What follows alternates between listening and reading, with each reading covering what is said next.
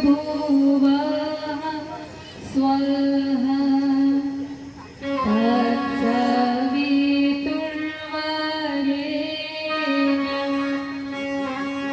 भर्गो देवस्य धीमहि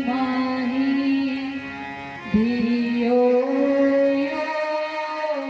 नः प्रचोदयात्।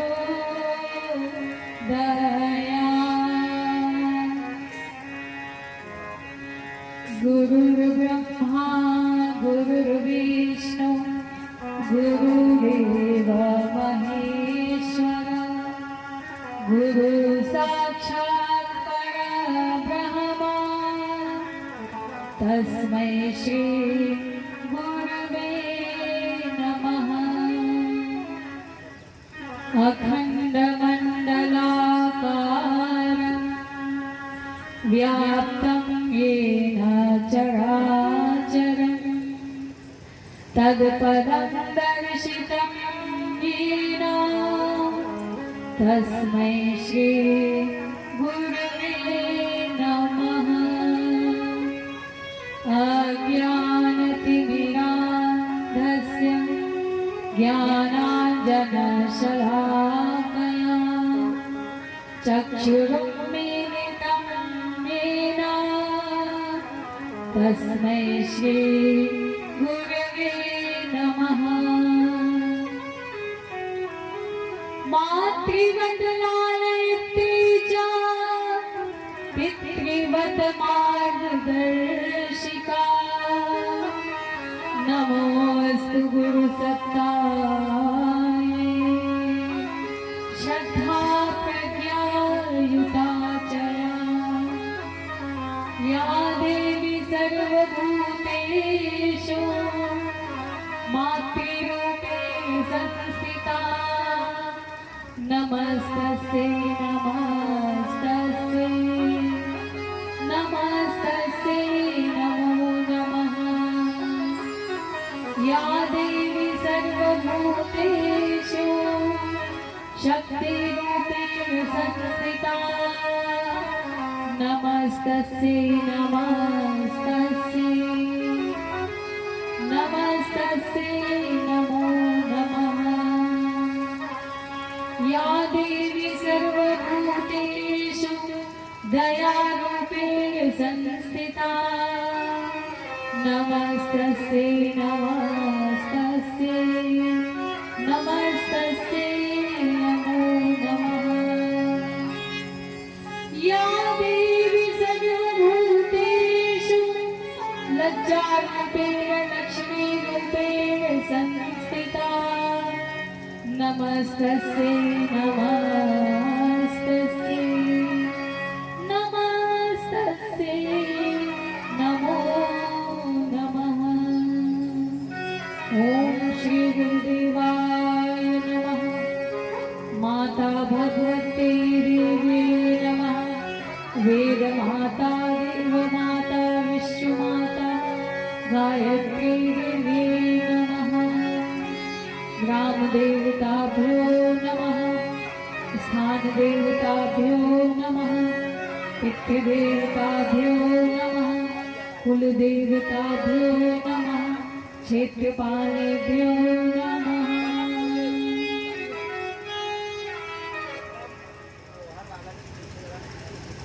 यहाँ उपस्थित हमारी सभी शक्ति स्वरूपा माताएं बहनें, देवतुल्य भाई एवं प्यारे प्यारे नन्हे मुन्ने बच्चों, पूछा कर देंगे तो फिर वीडियो में। आज हम सभी पावन प्रज्ञा पुराण के तृतीय दिवस में प्रवेश कर चुके हैं और हम सभी यहाँ ज्ञान की गंगा में गोता लगाने के लिए आए हुए हैं। जो कुछ भी हम सभी आपको पावन प्रज्ञा पुराण के माध्यम से बता रहे हैं, ये हर चीज, हर शब्द, हर वाक्य, सारी संदेश परम पूज्य गुरुदेव की चिट्ठी को हम आप सभी के सामने पढ़ के सुना रहे हैं। हम सभी परम पूज्य गुरुदेव की डाकियां हैं। पावन प्रज्ञा पुराण के तृतीय दिवस को, तृतीय खंड को गुरुदेव ने परिवार खंड के नाम से बताया।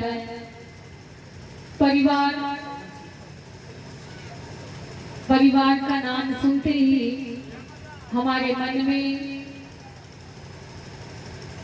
कुछ ऐसे शब्द आते हैं जिनको सुनने के बाद लगता है कि परिवार में हम जो कोई भी एक साथ मिलजुल कर रहते हैं, अगर परिवार में संयम नहीं, प्रेम नहीं, दया नहीं, करुणा नहीं, एक दूसरे के प्रति सम्मान नहीं, तो वह परिवार नहीं बनता, वह नरक बन जाता है।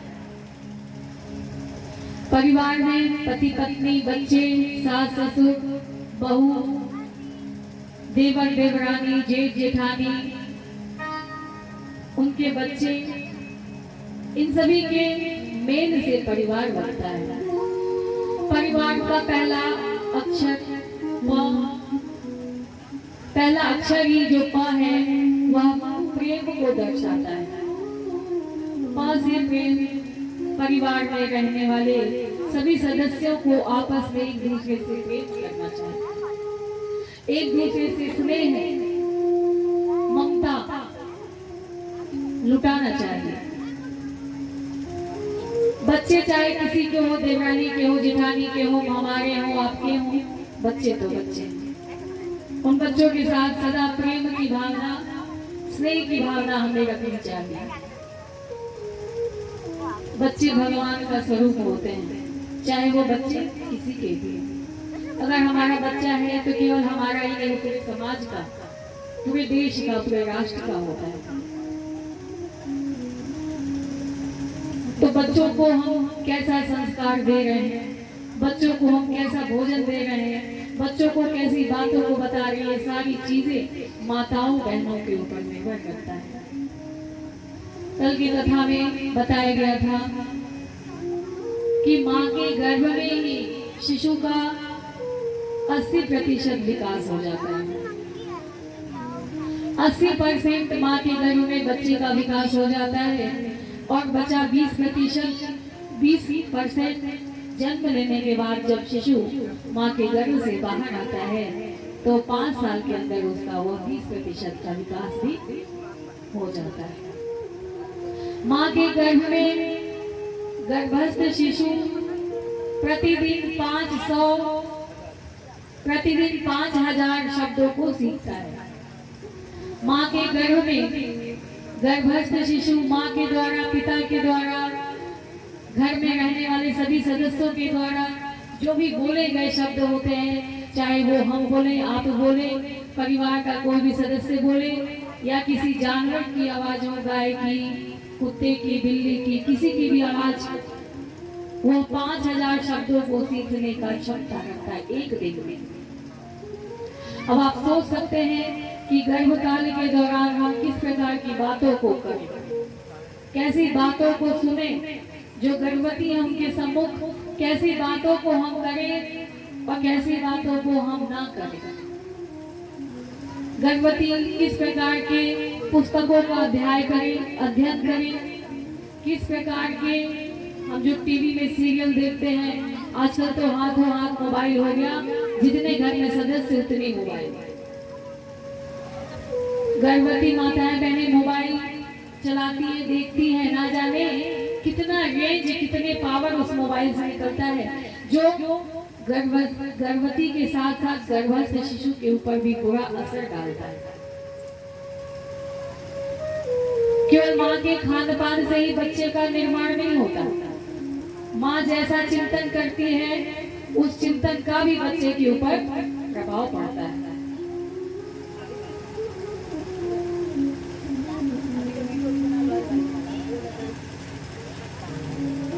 केवल भोजन करने से ही गर्भस्थ शिशु का शरीर का निर्माण नहीं होता।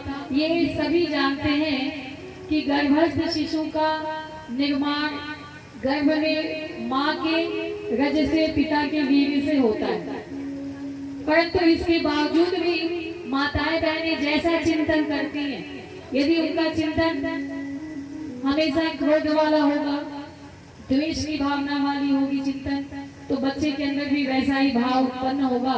यदि माँ हमेशा कोड़ती रहेगी, क्रोध में रहेगी, जलन में रहेगी, तो ये सारी भावनाएं बच्चे के अंदर भी जाती हैं।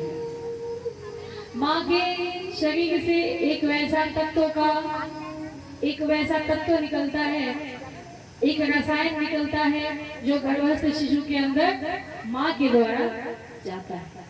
और यदि माँ हमेशा मुस्कुराती है, हंसती है, प्रसन्न चित्त रहती है, तो वैसा रसायन गर्भस्थ शिशु के अंदर माँ के द्वारा जाता है और वैसी भावनाओं को बच्चा अपने अंदर हमेशा के लिए सेव कर लेता है।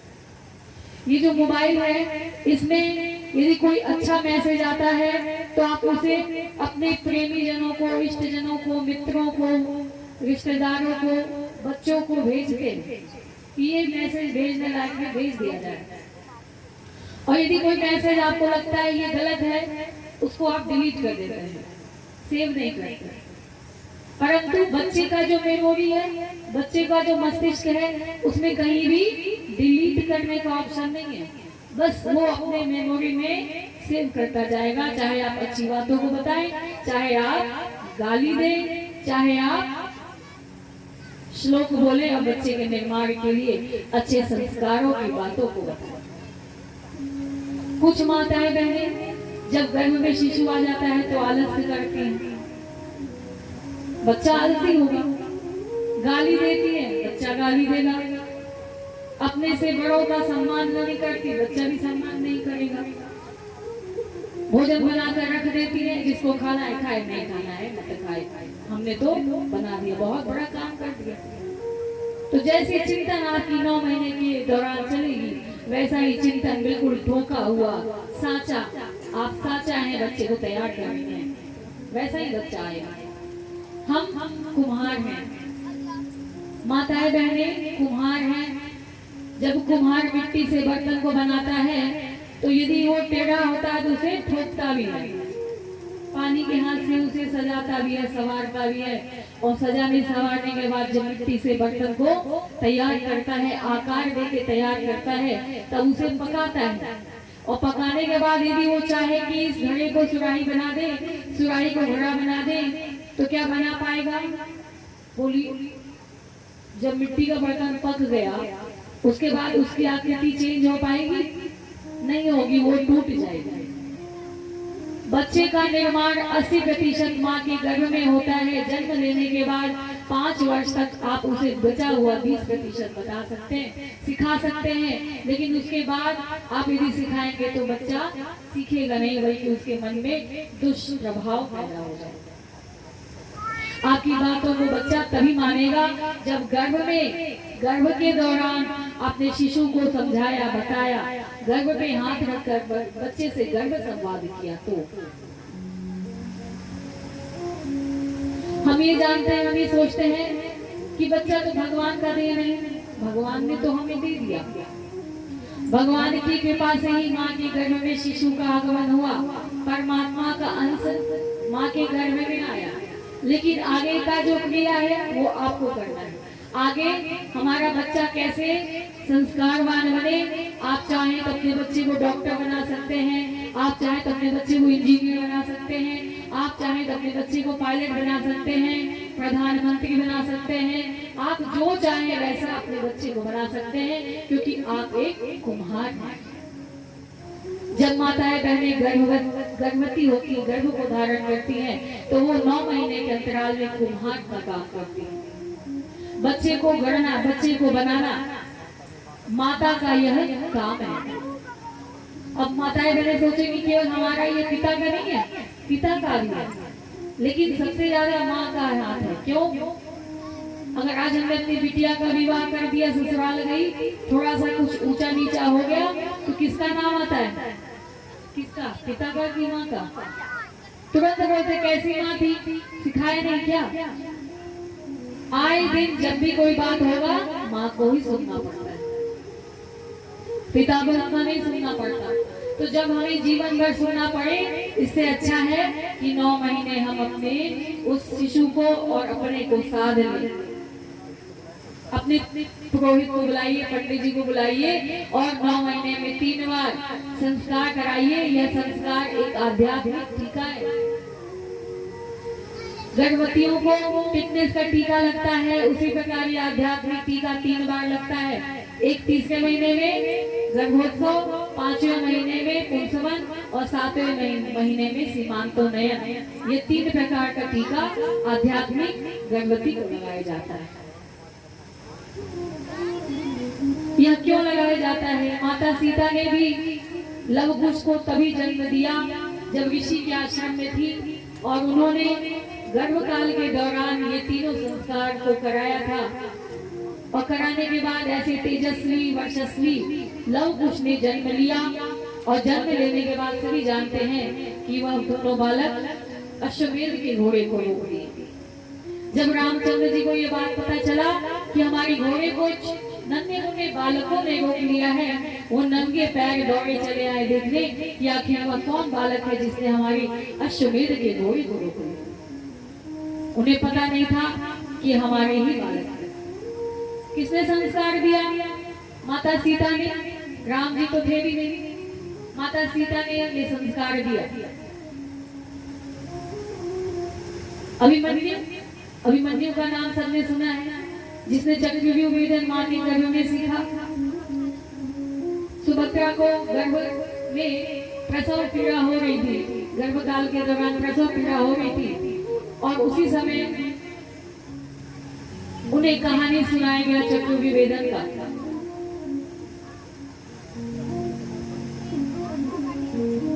सुभद्रा को प्रसव पीड़ा हुआ, कहानी अर्जुन ने सुनाया। आराम मिला, दर्द से पीड़ा से आराम मिला, वो सो गई तो अभिमन्यु ने जब तक चक्रव्यूह भेदन सीख नहीं पाया, 7 औखा तक तोड़ना नहीं सीख पाए। अगर वो सीखे होते तो आज कहानी, आज इतिहास कुछ और कहानी होगी। वो मारे नहीं गए होते। तो आज क्या है? आज सारी सुभद्रा सो चुकी है, आज सारी सीता सो चुकी है। फिर से सुभद्रा को, सीता को जागने की आवश्यकता है। फिर से इस धरती पर महान पुरुषों को लाने की आवश्यकता है।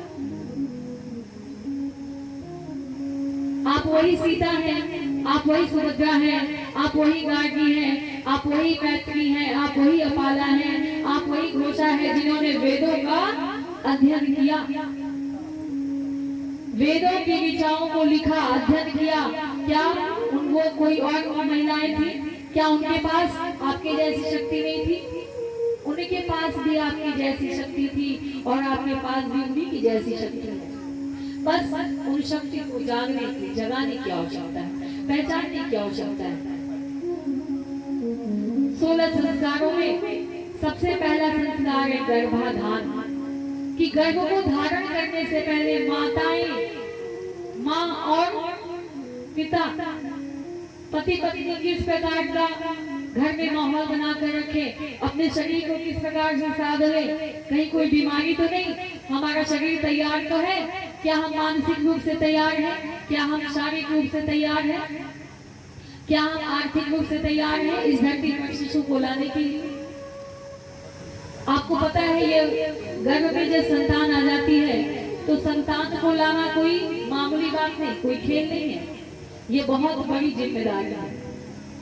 संतान को ला दिया, ना उसे अच्छा शिक्षा दिया, न दीक्षा दिया, न लालन पालन किया, छोड़ दिया, इसका पाप किसके ऊपर जाएगा?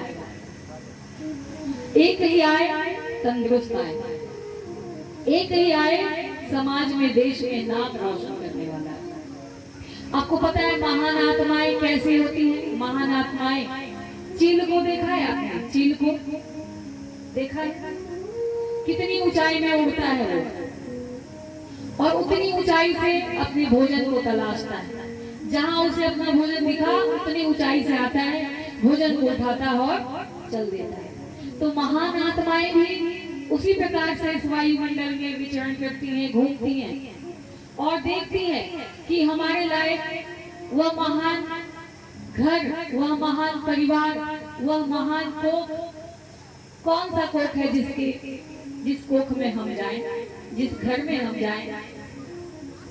और वैसे दुष्प्रवृत्ति वाला परिवार यदि मिल जाए, दुष्प्रवृत्ति दुष्आचरण वाला यदि घर मिल जाए, तो वो महान आत्माएं चली जाती है, नहीं आती। आज हमने अपने पेट को नगर पालिका का कूड़ादान बना दिया, शमशान बना दिया। जो खाने योग्य नहीं उसे हम खाते हैं, बाद में सोचते हैं, हमें पता है कि हमें ये नहीं खाना, लेकिन फिर भी हम उसे खाते हैं। जो नहीं खाने योग्य है, जो घर में कचरा होता है, उसे हम डस्टबिन में फेंक देते हैं। डस्टबिन का कचरा रोड पे डाल दिया, नगर पालिका का ट्रॉली आया लेके चला गया, सारा नगर पालिका की ट्रॉली में कचरा डाल दिया, वही नगर पालिका का यह कचरा हमारा पेट में।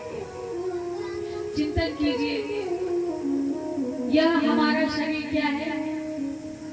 ईश्वर अंश जीव अविनाशी। ये सभी के अंदर ईश्वर का ही अंश है, सभी के अंदर परमात्मा का अंश है। तो जब सभी के अंदर परमात्मा का अंश है, सभी परमात्मा है, सभी भगवान है, तो क्या भगवान को वह कूड़ा हम चढ़ाते हैं जो कूड़ा हम खाते हैं?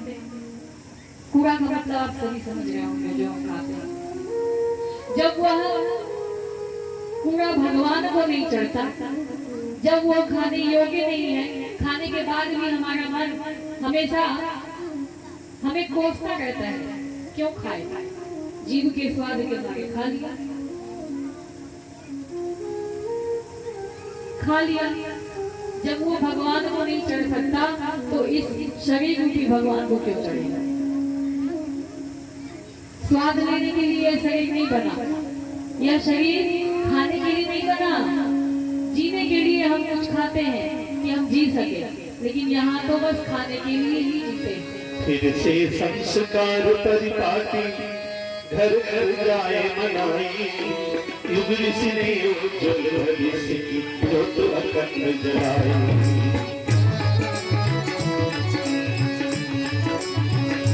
परिपाटी को ऋषियों ने चलाया था, 16 संस्कार का विधान बना था मानव को महामानव बनाने के लिए। इस परिपाटी को पुनः चलाने की आवश्यकता है। ये तभी संभव है जब हमारे पुरोहित वर्ग जगह और अपने इस कार्य को संभाल लें। फिर से संस्कार परिपाटी घर घर जाए मनाई, युग ऋषि ने उज्ज्वल भविष्य की ज्योत अखंड जलाई।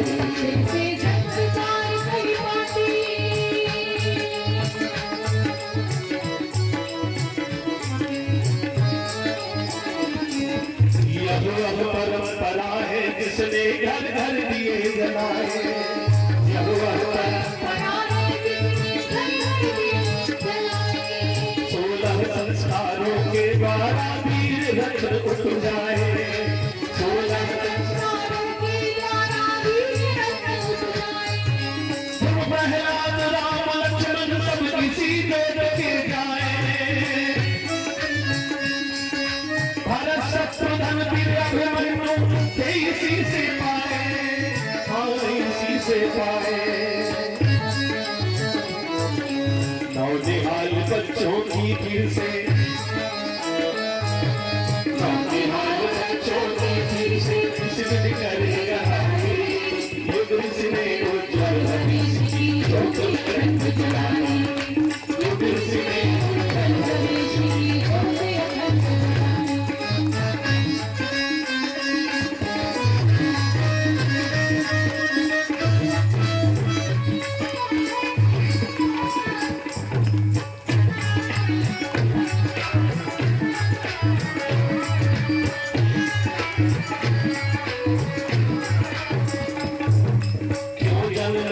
ऐसे दुनिया में यह मनुष्य तन पाया, इस संसार में क्यों आए?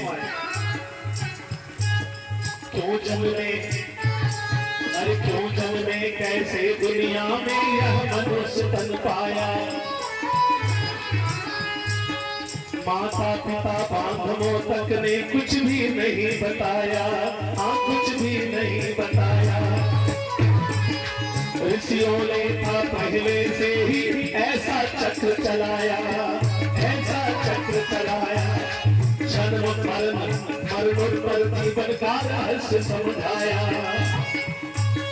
नामकरण यज्ञोपवीत कर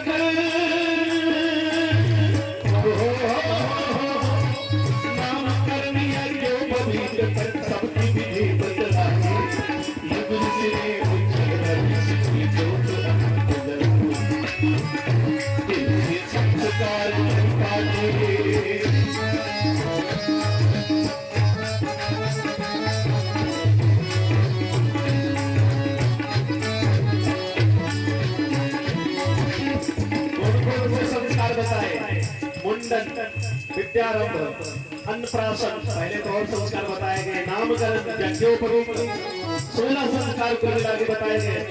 मुंडन, विद्यारंभ, अन्नप्राशन जो है करवाते, सबको करवाना चाहिए सारे संस्कार।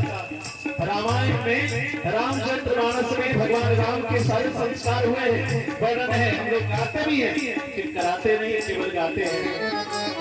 मुंडन, विद्यारंभ, अन्नप्राशन जो है करवाते, उनके बालक महानता के पथ पर बढ़ते जाते। सोचिए क्यों विवाह में, क्यों विवाह में आखिर जुड़ते इतने रिश्ते नाते, यह संसार भावों बनता भेद सभी बदलाते। सारी जीवन की कला सिखाई जाती है विवाह संस्कार में, लेकिन कहाँ सुनने का समय कहाँ है। पूरी रात नाचने में डीजे पर बिता दिया, तो 1 घंटा समय बचा सुबह होने में, गुरु जी छठ के में शादी कराए, मुहूर्त निकल रहा है। उसको समझा नहीं गृहस्थी, उसको समझा नहीं गृहस्थी, वो समझ पाए से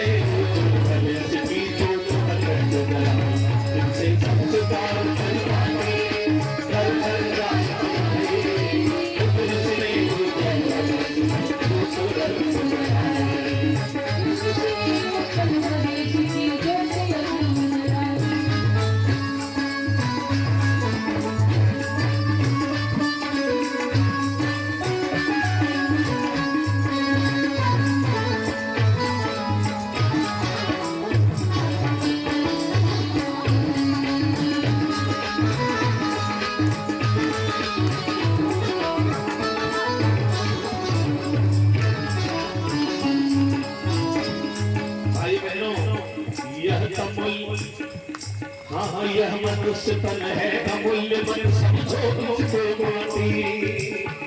देव दुर्लभ मनुष्य शरीर भगवान ने हमें दिया है, जो देवता भी ललायित रहते हैं, काश एक बार मनुष्य का शरीर मिल जाता है।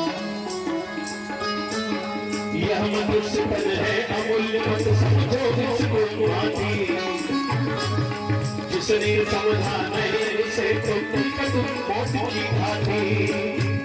यही शरीर ज्ञानी लोग और सोच समझ कर काटते हैं, और मूर्ख लोग रो के जाते हैं।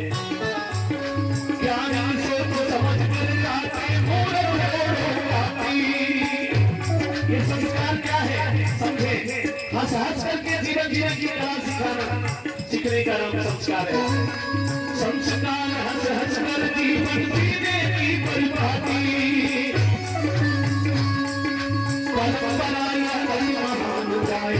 नहीं भुलाई, से कुछ पानी के साथ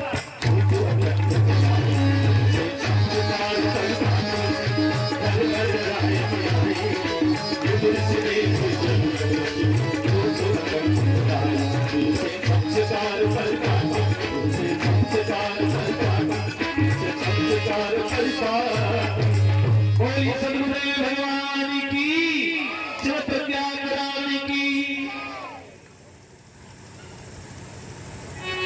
नारायण नारायण श्रीमन नारायण नारायण नारायण नारायण नारायण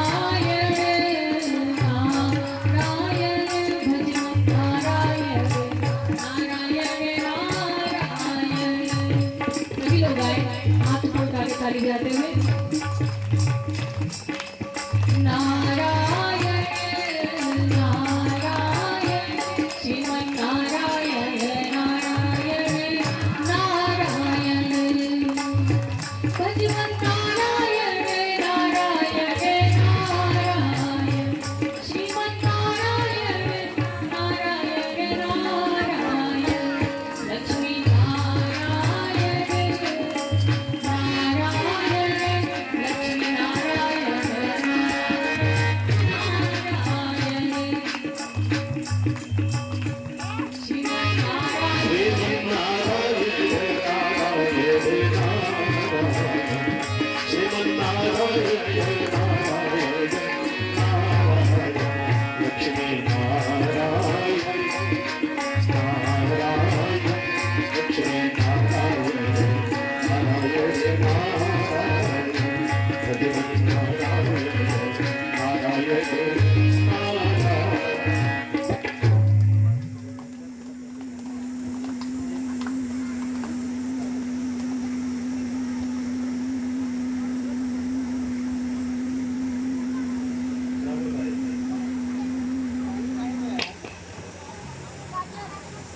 जो हम अपने बच्चे को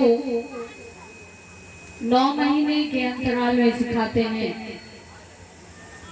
वो हमारा शिशु जन्म लेने के बाद स्वतः उस मार्ग पे चलने लगता है जो हमने 9 महीने में उसे सिखाया। जब बच्चा अचेतन में रहता है तब वो सीखता है, और जब वो चेतना में आता है तब उस मार्ग पे चलना प्रारंभ कर देता है। आपने पढ़ा होगा, जो बच्चे यहाँ हैं उन्होंने पढ़ा होगा कॉन्शियस माइंड और सब कॉन्शियस माइंड। जब बच्चा अचेतन रहता है तब उसे माँ के माध्यम से परिवार के क्या हो गया, क्यों हल्ला हो रहा है?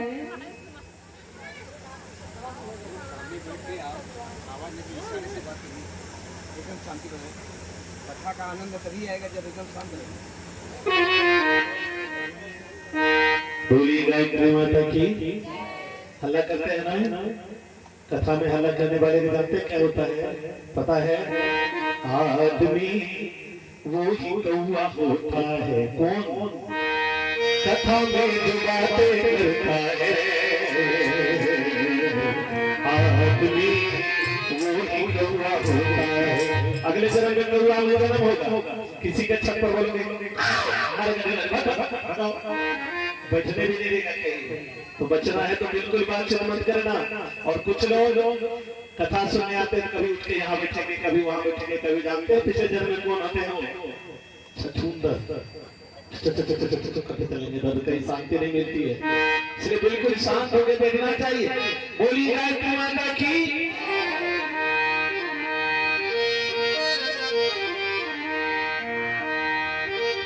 तो कॉन्शियस माइंड और सब कॉन्शियस माइंड को बता रहे थे, अचेतन और चेतन।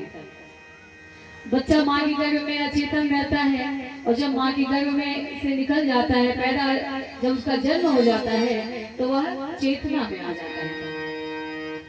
तो अचेतन अवस्था में जो जो संस्कार उसे माता पिता के द्वारा, दादी दादा के द्वारा, नानी नाना के द्वारा, घर के समस्त परिजनों के द्वारा जो भी 9 महीने में संस्कार मिलते हैं, बच्चा वह अपने माइंड में सदैव हमेशा के लिए सेव कर लेता है आजीवन, और फिर उसी मार्ग पे चलता है। अब आपके हाथ में है, अब आप यहाँ बैठे हैं, सोच रहे हमारे घर के बच्चे आ गए, हमें क्या मतलब, हम क्यों सुने? लेकिन क्या आपकी ये जिम्मेदारी नहीं कि आपके आस पड़ोस में, आपके रिश्तेदार में, आपकी बेटी को, आपकी बहू को अगर संतान गर्भ में आए तो आप उसे बताएं कि किस प्रकार से उसे रहना है। केवल भोजन ही नहीं, चिंतन भी संस्कारित होने चाहिए।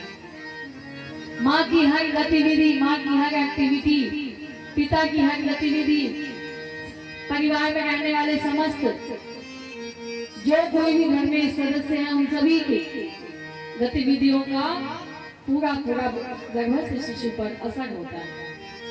यदि आप प्रातःकाल सुबह उठना प्रारंभ कर दें तो कभी आपको अपने बच्चे को बताना नहीं पड़ेगा, बेटा सुबह उठो। यद्यसुरदिते अनाग मित्रो अर्यमा सुवाति सविता भगः। यह सामवेद का श्लोक है। सामवेद कहता है प्रातःकालीन प्राण आदि वायु सूर्योदय के पूर्व तक निर्दोष रहता है। प्रातःकाल ब्रह्म मुहूर्त का जो हवा है वह सूर्योदय के पूर्व तक निर्दोष रहता है। इसलिए कहा गया है कि 4 से 6 के बीच में ब्रह्म मुहूर्त की बेला में जो उठते हैं उस समय हिमालय से ऐसी हवाएं आती हैं जो पूरी तरह से निर्दोष रहती हैं और मनुष्य के तन के लिए, मन के लिए, स्वास्थ्य के लिए पूरी तरह से अमृत होती है। अतः प्रातः काल जल्दी उठकर इस प्राणवायु का सेवन करना चाहिए। इससे स्वास्थ्य और आरोग्य स्थिर रहता है तथा धन की प्राप्ति भी होगी। धन की प्राप्ति कैसे होगी? आप जब सुबह उठेंगे, माताएं बहनें घर में झाड़ू लगाने लगती हैं, घर की सफाई करने लगती हैं। लक्ष्मी माता को सफाई पसंद है और दरिद्रता को गंदगी झोल लगी रहे, कूड़ा करकट फैला रहे। माताएं बहनें कहती है रात में बर्तन धो के नहीं सोना चाहिए रसोई घर में। क्यों? लक्ष्मी चली जाती है। अरे रसोई घर अन्नपूर्णा माँ का मंदिर है। उस रसोई घर में अन्नपूर्णा माँ का वास रहता है और जहाँ दुर्गंध रहेगा, बदबू रहेगा, गंदगी रहेगी, कूड़ा करकट रहेगा, वहाँ माँ लक्ष्मी आएगी, माँ अन्नपूर्णा आएगी। कौन आएगा? दरिद्रता आएगी। तो रात में ही साफ सफाई करके रसोई घर का आपको सोना है। माँ लक्ष्मी और दरिद्रता दोनों बहन है।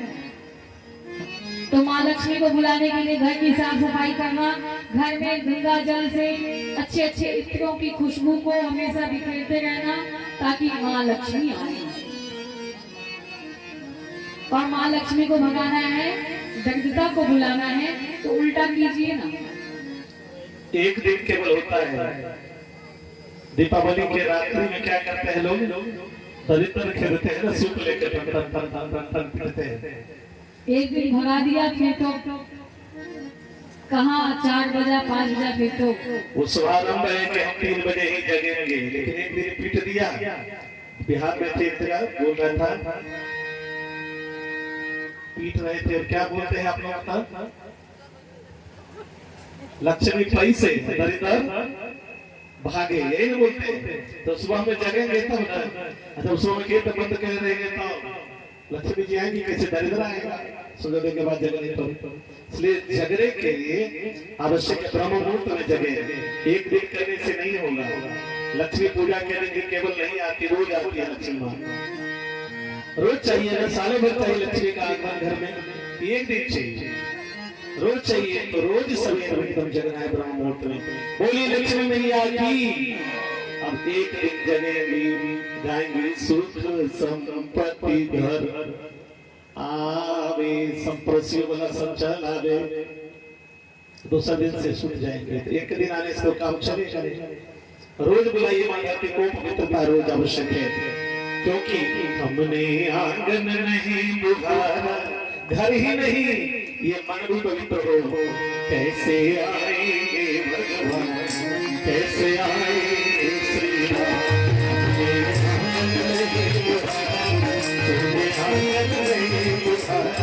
कैसे आएंगे भगवान, कैसे आएंगे भगवान, कैसे आएंगे श्री राम, कैसे आएंगे भगवान।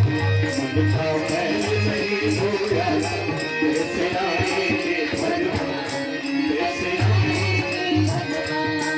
रोज काम करिए पवित्रता का, कभी न कभी तो मां आ ही जाएगी। सबरी मैया ने जीवन भर व्रत किया। भगवान राम चल के आए कि नहीं? जब भगवान राम चल के आए तो क्या गा रही थी भैया? आप लोग वो गीत क्यों गाए होंगे? मेरे झोपड़ी के पास तुम जाएंगे, ताली बजाएंगे।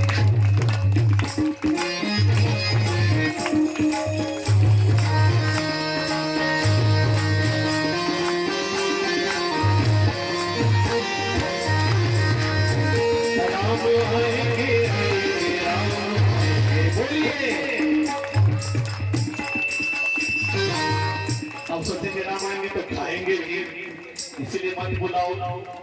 बोलिए ना, राम आएंगे आएंगे राम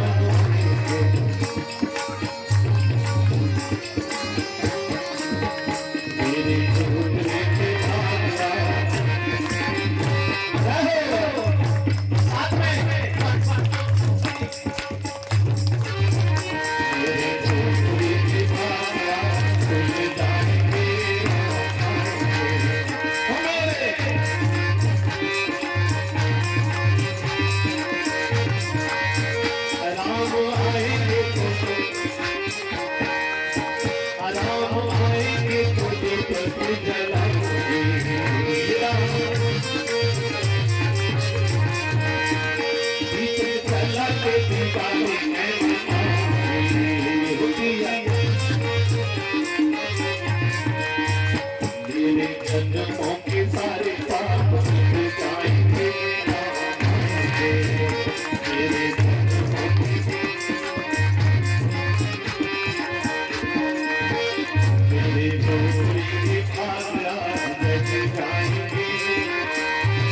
बोली श्याम रामचंद्र की, लक्ष्मी मैया की, गायत्री मैया की, बोली सब अपने अपने जन्मदात्री मैया की।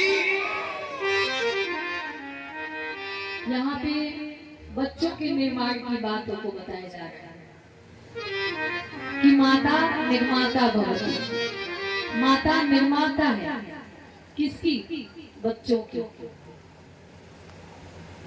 परम पूज्य गुरुदेव ने कह दिया कि माता ही यदि हो अज्ञान तो बच्चे कैसे बने महान। इसलिए कन्याओं की शिक्षा के लिए पूर्ण रूप से गुरुदेव ने कहा कि जितनी हो सके उतनी कन्याओं को शिक्षा देनी, क्योंकि वही कन्या आगे चल के माँ बनेगी और जब वो शिक्षित होगी, ज्ञानी होगी तो अपने बच्चों को ज्ञान देगी। माताएं बहनें क्रोध में आके क्या करती बच्चों के साथ? अगर बच्चा भोजन नहीं कर रहा तो उसे मारती हैं। कितनी बहनों को हमने देखा है कि अगर बच्चा रो रहा है, जिद्दी बना कर रहा है, नहीं मान रहा तो बहुत जोर से उसके गाल में चींटी भी काट देती है। गाल पे दाग हो जाता है बच्चों के। और जिससे सब्जी बनाती है क्या बोलती है उसको? आप लोग छोलनी पलटा क्या बोलती हैं? उसको गर्म करके बच्चों को दागते भी देखा है। अब ये हरकत कौन करता है आप खुद समझ लीजिए। कितनी बहनों को मैंने देखा है बच्चों को पैर से मारते हुए, पैर से मार देती है। बेटा यदि आपका वंश है तो बेटी आपकी अंश है, इस बात को ध्यान दीजिएगा। बेटा यदि आपका सभ्यता है तो बेटी आपकी संस्कृति, और बेटा बेटी दोनों ही परमात्मा के अंश है, ये मत भूलना। जो इस जन्म में अपने बच्चे के साथ या दुर्व्यवहार करता है वो अगले जन्म में अपने संतान के लिए तड़पता है। वो संतान विहीन रहेगा, उसे संतान की प्राप्ति नहीं होगी। फिर तुम रोते रह जाओगे कि भगवान मुझे एक बेटी ही कम से कम दे दीजिए। अगले जन्म में नहीं मिलेगा संतान जो यह काम करता है।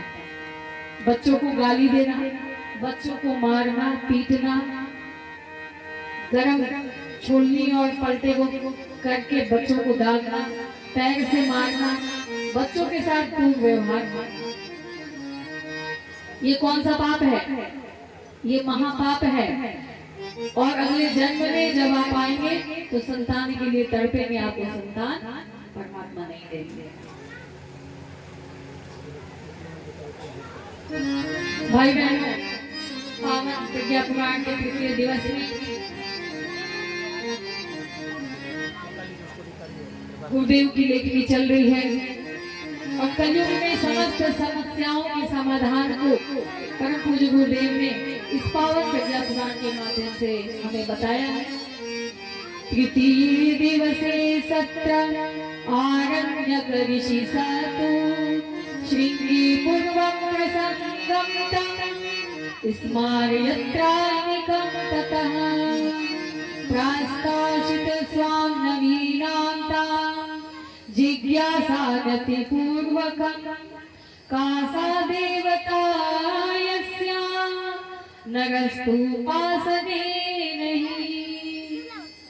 आत्मीय परिजनों, देवी स्वरूपा बहनों, माताओं, युग ऋषि की लेखनी चल रही है प्रज्ञा पुराण में। आज के मानव के समस्त समस्याओं का समाधान प्रस्तुत करने का प्रयत्न परम पूज्य गुरुदेव ने पूर्ण रूप से किया। सुनिए कथा यह कान लगाकर स्थिर होकर ध्यान से, सुनिए कथा यह, सुनिए कथा यह कान लगाकर स्थिर होकर ध्यान से। यह प्रज्ञा पुराण अति पावन मुक्त करे अज्ञान से। यह प्रज्ञा पुराण अति पावन मुक्त करे अज्ञान से।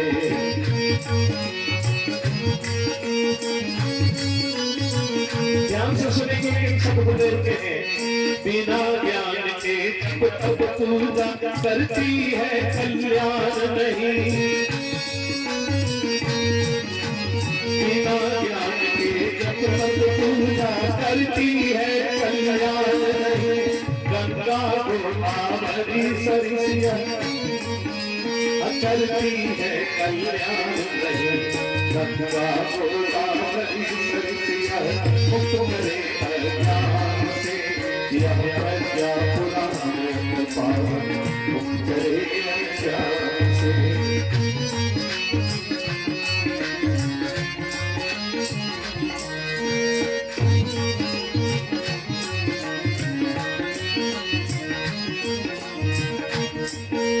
यदि प्रमाद में रहा मनुष्य तो जीवन भर पछताएगा।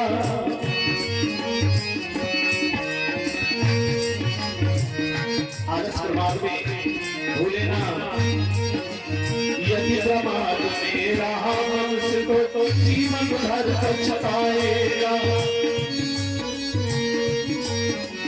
समय सुनहरा निकल गया तो काम कोई आएगा, काम कोई आएगा।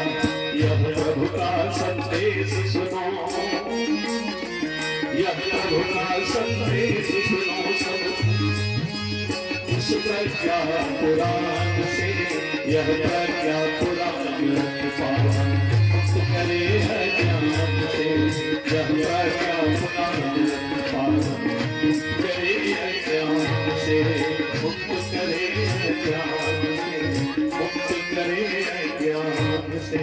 बोले पावन प्रज्ञा पुराण की जय हो। यह पावन प्रज्ञा पुराण जिसमें कलयुग के समस्त समस्याओं के समाधान का गुरुदेव ने प्रस्तुत किया है और प्रयत्न किया है कि सभी का समाधान मिल सके। यह परमात्मा का राजकुमार है। परमात्मा ने हम सभी को राजकुमार और राजकुमारी बनाकर भेजा, परंतु हम अपने को क्या समझ बैठे? भिखारी। भगवान ने इतना सुंदर मानव का तन दिया, जिस तन को पाने के लिए देवता भी लालायित रहते हैं कि हम मनुष्य के तन में धरती लोक पर जाएं और हम भी पूजा पाठ करें, हम भी सत्संग में जाएं, हम भी पूजा और कीर्तन को करें, लेकिन उन्हें भी ऐसा सौभाग्य नहीं मिल पाता। इसे देवत्व से सजाना और देवत्व को प्राप्त करना केवल एक मनुष्य के तन में ही सुलभता से प्राप्त है। यदि किसी गधे को कहा जाए चलो भैया प्रज्ञा पुराण कथा होगी, चल के सुन लो, गधा 1 लात मारेगा, आप गिर जाएंगे। किसी गाय को, किसी भैंस को कहेंगे, कुत्ते को कहेंगे चलो प्रज्ञा पुराण की कथा होगी आके सुन लो, आप उसे भगा देंगे। तो यह पूजा, सत्संग, स्वाध्याय, ध्यान, भगवान का कीर्तन, संकीर्तन, ये सब मनुष्य के तन में ही संभव है। और मनुष्य को इसीलिए इस धरती पर भेजा गया। मनुष्य जब माँ के गर्भ में बालक के रूप में रहता है तो भगवान से प्रार्थना करता है, प्रभु इस बार मुझे अच्छे से भेज दो, इस बार मेरी प्राणों की रक्षा कर लो, मैं तुम्हारा नाम लूंगा, मैं तुम्हारा काम करूंगा। और जैसे ही मनुष्य उस बालक का जन्म होता है उल्टा लटका रहता है माँ के गर्भ में, और जैसे ही जन्म लेकर आता है, जन्म लेते के साथ ही भूल जाता है, कहता है कहाँ, रोता है ना कि हाँ करके, लेकिन वो बोलता है भगवान से कहाँ कहाँ, मैंने कब कहा तुम्हारा नाम लेने को, मैंने कब कहा तुम्हारा काम करने को, पलट जाता है तुरंत। तो मनुष्य का जन्म इसीलिए मिला, 84 लाख योनियों में भटकने के बाद मनुष्य का तन राजकुमार बनाकर भेजा गया। और हम रोते रहते हैं, भगवान से मांगते रहते हैं। क्या मांगते हैं? हे भगवान हमारा मकान बन जाए, हे भगवान हमारा दुकान बन जाए, हे भगवान मेरा गाड़ी खरीदा जाए, हे भगवान मेरे बेटे की नौकरी लग जाए, हे भगवान मेरी बहू को बच्चा होने वाला है, पोता आए, पोता। पोती बहुत खराब होती है, पोती ना आए। जब पोती नहीं आएगी तो पोता कहाँ से आएगा, कहाँ से विवाह होगा? पोती को, बेटियों को, कन्याओं को गर्भ में काट काट के मार देते हैं, भ्रूण हत्या कर देते हैं, और नवरात्र में गरीब मोहल्ले में खोजते चलते कन्या पूजने के लिए कन्याओं को। हमसे बड़ा पापी और हमसे बड़ा कसाई कौन है जो माँ के गर्भ में ही कन्याओं को मार दे? जन्म हुआ नहीं, माँ के गर्भ में कन्याओं का हत्या, भ्रूण हत्या कर दे, ऐसा पाप जो कभी आप ये समाप्त नहीं हो सकता। कितनी भी कोटि उपाय कर लीजिए, जो गर्भ में संतान को मारते हैं उसका पाप कभी भी माफ नहीं हो सकता।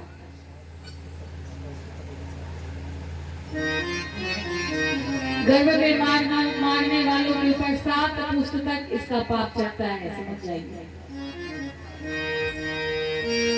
ये सारे क्रियाकलाप कलयुग में होने वाले हैं, हो रहे हैं। गुरुदेव ने अपनी दूर दृष्टि से देख लिया था। हमें जो मांगना चाहिए परमात्मा से हम मांगते ही नहीं। अगर आपके सामने आज नरेंद्र मोदी आ जाए तो नरेंद्र मोदी से आप क्या मांगेंगे? नरेंद्र मोदी जी मुझे 1 किलो जलेबी दे दीजिए ना। उसके शक्ति को देखिए, उसके पावर को देखिए। पावर को देखते हुए आपको जो मांगना है वो मांगिए। भगवान से आप 1 किलो जलेबी मांगेंगे, भगवान से कहेंगे मेरा घर बना दो, हम हवन करा देंगे। क्या होगा हवन कराने से भगवान को? हमारे घर पोता आ जाए, हे भगवान इस बार मेरी बहू को पोता ही देना, मुझे पोता ही चाहिए। और पोता आ गया तो मैं हवन कराऊंगी गायत्री माँ का। क्या होगा गायत्री माँ को हवन कराने से? बेटा का नौकरी लग जाएगा तो मैं आपके लिए एक साड़ी चढ़ाऊंगी। क्या होगा साड़ी चढ़ा? जो मांगना है सद्बुद्धि मांगो। हे प्रभु अपने चरणों में अनुराग दे दो। हे प्रभु मेरे अंदर दया का भाव जगा दो। ये मन बड़ा चंचल है। प्रभु से प्रार्थना कीजिए, बोलिए ये मन बड़ा चंचल है, पूजन में नहीं लगता, समझाओ इसे जितना, समझाओ इसे जितना, उतना ही बदल जाए मैया तेरे चरणों में, अम्बे तेरे चरणों में, गर्भधाम को लग जाए, यह जीवन धन्य बने, यह जीवन धन्य बने, वरदान जो मिल जाए मैया तेरे चरणों में। माँ के चरणों में अगर हमारा मन लग जाए, माँ के चरणों में अगर हमारा ध्यान लग जाए तो यह जीवन धन्य बन जाए। लेकिन हम तो माँ से जो नहीं मांगना है वो मांगते हैं, जो मांगना है वो कभी हमने भगवान से मांगा ही नहीं, माँ से प्रार्थना ही नहीं किया।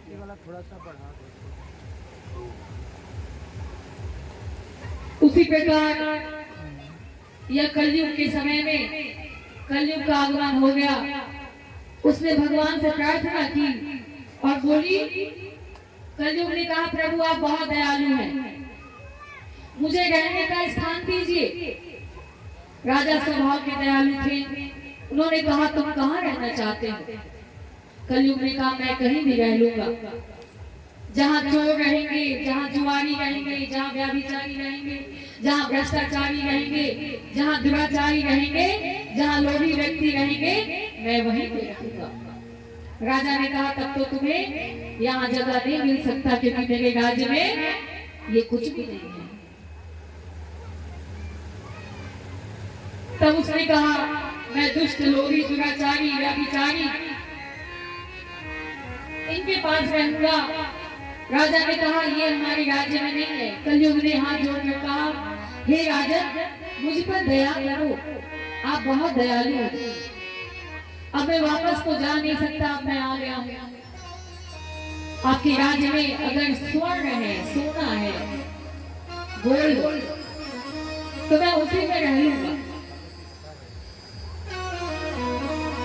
अगर आपके राज्य में स्वर्ण है, सोना है, तो मैं उसी में रह लूंगा। दयालु राजा ने उसे स्वर्ण में रहने की अनुमति प्रदान कर दी। वह दुष्ट कलयुग तो इसी प्रतीक्षा में था कि राजा परीक्षित ने स्वर्ण मुकुट पहना हुआ है, हमें स्वर्ग में रहने का अनुमति मिल जाए। यह कथा श्रीमद् भागवत का है। इस कथा को परम पूज्य गुरुदेव ने पावन प्रज्ञा पुराण में हम सभी के नेत्रों को खोलने के लिए, हम सभी को जागरूक करने के लिए दिया है। वह कलयुग इसी ताक में था कि मुझे स्वर्ण में रहने का अनुमति राजा के द्वारा मिल जाए, और राजा ने स्वर्ण मुकुट पहन रखा था, उसी में घुस कर बैठ गया और राजा की बुद्धि को भ्रमित कर दिया। जैसा खाए अन्न वैसा बने मन। चोरी से चुराया हुआ अन्न यदि हम खाते हैं, ना जाने अन्न में कैसा दोष है। इसीलिए प्रतिदिन बलि वैश्य यज्ञ करने को कहा गया। जो आज हमने स्पीकर दिखाया था, आप सभी को बताया था कि वहां से लेकर के जाना है। सुबह में ये सारी बहनें नहीं थी, कम थी, तो आज अभी मैं फिर से बता देती हूँ कि बलि वैश्य स्पीकर वहाँ हमारे भाई साहब स्टॉल पे लाए हैं, वहां से आप सभी ले लेंगी बलि वैश्य स्टिकर। और आपके घर में कैसा अन्न आ रहा है, किस प्रकार से आप बना रही हैं, क्रोध में बना रही हैं, आलस में बना रही हैं, आज बनाने का मन नहीं फिर भी बनाना पड़ रहा है, तो ना जाने मन में कैसी कैसी बातें चल रही हैं। और जब मन में तमाम तरह की बातें चलती है, आपके नाखून से वैसा ही गेंज निकलता है, वो आटे में जाता है, चावल में जाता है, सब्जी में जाता है, आप उसे बनाती हैं और वही भोजन सभी को कराती हैं, तो वह क्या है, वह जहर बन जाता है। तो उस भोजन को बनाने के बाद आप घर में बलि वैश्य स्टिकर का लगाकर उसको यज्ञ कीजिए और अपने भोजन को प्रसाद बनाकर ही घर में सभी सदस्यों को उस भोजन को प्रसाद खिलाइए। तो अब यहाँ वह कलयुग राजा के मुकुट पर घुसकर बैठ गया और उनकी बुद्धि को भ्रमित कर दिया। वह अनीति से कमाया हुआ सोना था, इसलिए कलयुग अनीति से कमाए हुए सोने में जाकर घुसकर बैठ गया। एक बार राजा परीक्षित शिकार खेलने के लिए वन में गए, और जब वन में गए तो भूख प्यास से व्याकुल हो गए। राजा एक ऋषि के आश्रम में गए, प्यास से व्याकुल थे, भूख से व्याकुल थे। ऋषि ध्यान में मग्न थे, ध्यानस्थ थे। राजा ने पानी मांगा, किंतु ऋषि ने उन्हें ध्यानस्थ होने के कारण पानी नहीं दिया, सब नहीं पाए, क्योंकि वो ध्यान में मग्न थे। कलयुग के सिर पर सवार होने के कारण राजा को क्रोध आया कि मैं राजा, मैं इस ऋषि के आश्रम में आया, मैं भूखा हूँ, मैं प्यासा हूँ, मैंने जल मांगा, इस राजा ने मुझे जल नहीं पिलाया। जल की बात तो छोड़ो, मुझे देखा भी नहीं, मेरा स्वागत भी नहीं किया। मैं इतना बड़ा राजा, अहंकार हो गया, क्योंकि उनके मुकुट में तो कलयुग सवार था, और उस कलयुग ने उनके मन को भ्रमित कर दिया। और राजा ने क्रोध में आकर ही वही मरा हुआ एक सर्प था, उस सर्प को उठाकर ऋषि समीक जी के गले में लपेट दिया। समीक ऋषि के गले में जब सर्प लपेट दिया, यह बात उनके पुत्र सिंह ऋषि को पता चला। उनके मित्रों ने बताया, वो सरोवर के पास खेल रहे थे, क्रीड़ा कर रहे थे मित्रों के साथ। जैसे उन्हें पता चला कि उनके पिता के गले में मरे हुए सर्प को लपेट दिया गया है, जैसे वो इस बात को सुने, अविलंब अपने पिता समीक ऋषि जी के पास आते हैं, और आने के साथ ही उनकी गोद में बैठकर रोने लगते हैं। सिंह ऋषि ने अपने पुत्रों को गोद में बैठे देखा, उनके नेत्र खुले, और नेत्र खुलते ही उन्होंने अपने पुत्र को रोते हुए देखा। जब उनके नेत्रों से अश्रु की धारा बह रही थी, तब समीक ऋषि ने सिंह ऋषि से पूछा, क्या बात है बेटा, तुम क्यों रो रहे हो? क्या तुम्हारा किसी से झगड़ा हो गया? क्या किसी ने तुम्हें अपशब्द कह दिया? क्या किसी ने तुम्हें मारा पीटा? क्या बात है? सिंह ऋषि ने कहा, नहीं पिताजी, ऋषिवर, मेरा किसी से झगड़ा नहीं हुआ, मेरा किसी से लड़ाई नहीं हुआ। तब क्यों रो रहे हो तुम? तब समीक ऋषि की बातों को सुनकर सिंह ऋषि ने कहा, पिताजी, आपके गले में किसी ने मरा हुआ सर्प को लपेट दिया, और जैसे ही मुझे यह बात पता चला है, मैंने भी छोड़ा नहीं, मैंने भी उस पापी को तुरंत अविलंब श्राप दे दिया कि जिसने आपके गले में यह सर्प लपेटा है उसे आज से 7वें दिन तक्षक नाग के डसने से उसकी मृत्यु हो जाएगी। जैसे ही सम्यक ऋषि ने यह बात सुनी, तुरंत अपने पुत्र को गोद से हटा दिए और बोले, ये क्या किया तुमने? जिस परीक्षित को बचाने के लिए भगवान श्री कृष्ण ने माँ उत्तरा के गर्भ में अंगुष्ठ के बराबर होकर माँ के गर्भ में प्रविष्ट होकर के उस परीक्षित राजा को बचाया था, और तुमने ऐसे राजा को श्राप दे दिया। तुमने यह अच्छा नहीं किया। तुरंत सम्यक ऋषि ने अपने गोद से उतार कर और कहा, तुमने बालक बेटा तुमने ये अच्छा नहीं किया। और अपने आश्रम से कुछ ब्राह्मणों को राजा परीक्षित के महल में भेजते हैं और कहते हैं कि राजा को तुरंत बुला कर ले आइए। और ब्राह्मण जब वहां पहुंचते हैं राजा परीक्षित के महल में, वहां जाकर उनसे उन्होंने कहा कि हे राजा, आपको श्राप लग गया है, आपको श्राप दे दिया गया है कि आज से 7वें दिन तक्षक नाग के डसने से आपकी मृत्यु हो जाएगी, इसलिए अविलंब आप ऋषि के पास चलिए, ऋषि आश्रम में चलिए, आपको ऋषिवर ने बुलाया है। जैसे ही राजा ने ये बात सुनी, ब्राह्मणों के द्वारा सुनने से पहले ही वो अपने महल में गए और महल में जाते ही जैसे मुकुट को उतारा, उतारते हुए ये भान हुआ कि मैंने ये क्या कर दिया। मैंने एक संत को, एक तपस्वी को, एक ऋषि को उसके गले में मरा हुआ सांप को लपेट दिया। ये कैसे मुझसे हो गया? यह पाप मैंने कैसे कर दिया?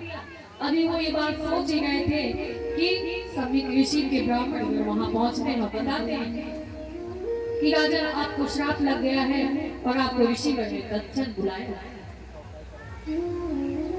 और सुनते ही राजा सम्यक ऋषि के पास पहुंचते हैं और पहुंचने के बाद उन्होंने ऋषिवर के चरण में गिरते हुए कहा, हे प्रभु, मुझसे तो गलती हो गई, लेकिन क्या कोई ऐसा उपाय है, क्या कोई ऐसे कर्म है जिसके कारण मैं मोक्ष को प्राप्त हो सकूं? आज से 7वें दिन मुझे तक्षक नाग डस लेगा और जिसके डसने से मैं मार जाऊंगा। सम्यक ऋषि ने कहा, राजन, 7 दिन तो क्या, एक दिन भी आपके लिए बहुत महत्वपूर्ण है, जिसके द्वारा आप मोक्ष को प्राप्त कर सकते हैं। और इतना बोलने के बाद ऋषिवर ने राजन से कहा कि हे राजन, आप अपने जीवन को धन्य बनाने के लिए और अपने जीवन से मुक्ति पाने के लिए, मोक्ष को पाने के लिए आप प्रयत्न कीजिए कि 7 दिन में कोई नेक कार्य आप कर सकें। मृत्यु इस शरीर की होती है, आत्मा अमर होता है। जिज्ञासवः इह शिंग्युता मान्या मनीषिणः ध्यायेन श्रूयताम देवः जीवने फलदायकः निम्बुकं च्यूतनोत्तरं ते गच्छतन्तस्तथैव च कंकालशेषकामास्ते दारिद्र्यं दुषयन्ति तु। जीवन देवता का महत्व सुनकर श्रृंगी ऋषि समझ गए कि हमें क्या करना है। और जब उन्होंने यह बात राजा परीक्षित को बताई, राजा परीक्षित ने भी 7 दिन नेक कार्य किया, अपने मन को, तन को, धन को, सारी चिंताओं को छोड़कर परमात्मा में लगा दिया। और आगे की कथा क्या हुई आप सभी जानते हैं। राजा परीक्षित को मोक्ष मिला। उन्होंने पूर्ण रूप से कथा को श्रवण किया, मन में कोई चिंता नहीं, धन की चिंता नहीं, प्रजा की चिंता नहीं, राजपाट की चिंता नहीं, सारी चिंताओं को छोड़कर उन्होंने कथा को श्रवण किया। और कथा श्रवण करने के बाद 7वें दिन जीवनम कामधेनुर्गोः पातुं दुग्धं ददीयकं काठिन्यं दोषरण्येषु पात्रेषु यदि दुह्यते तार्हि सौभाग्यलाभस्तु कथं तस्याप्तुस्मिते असंयम्यस्य चित्राणि रोद्धुं शक्यानि चेतदा।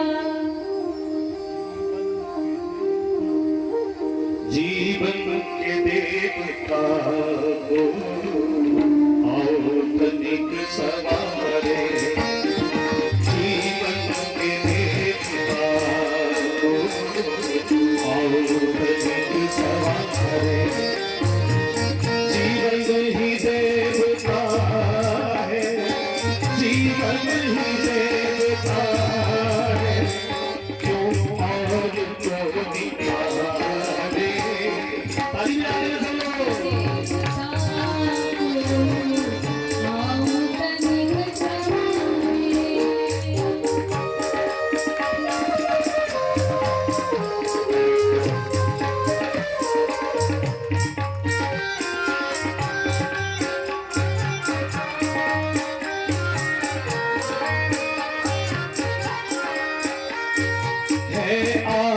ज्ञान होता अपने को जानने से, है आत्मज्ञान होता अपने को जानने से, जीवन महान बनता अपने को साधने से, अपना सुधार करके देवत को निकारे। जीवन के देवता को आओ तनिक सवारे, जीवन के देवता को।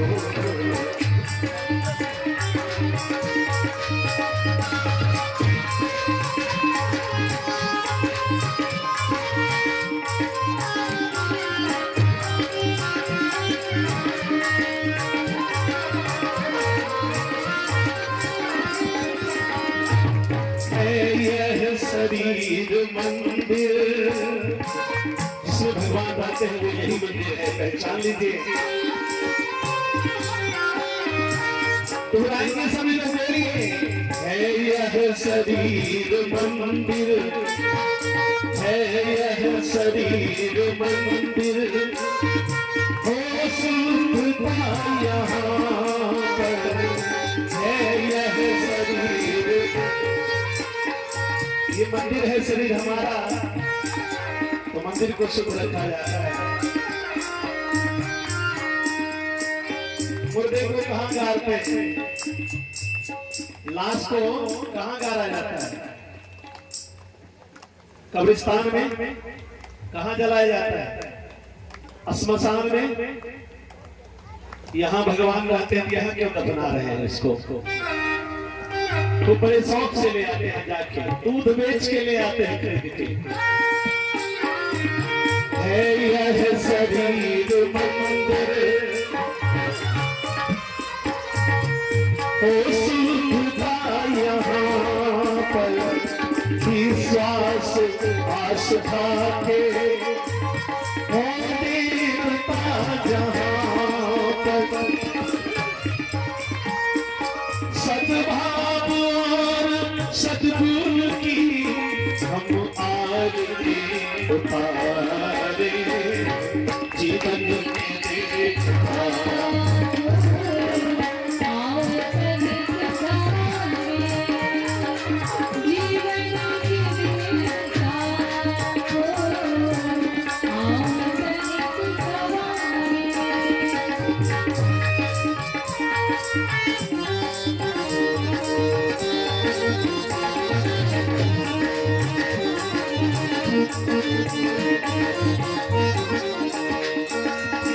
जीवन के देवता से अवतार भी प्रकट हो, जीवन के देवता से अवतार भी प्रकट। जीवन अगर सधे तो भगवान भी निकट हो, जीवन अगर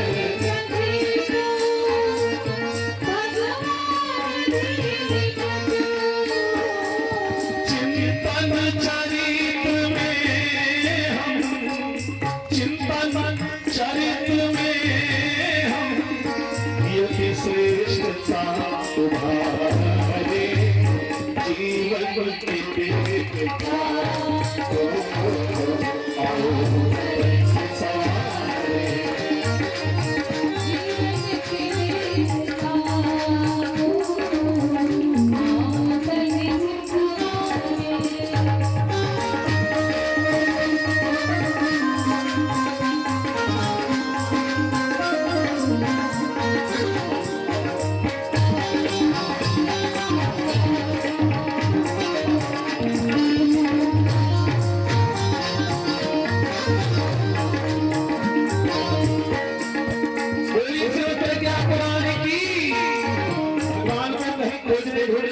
आवश्यकता नहीं है, क्योंकि सबसे समीप है यह, जाना नहीं कहीं पर।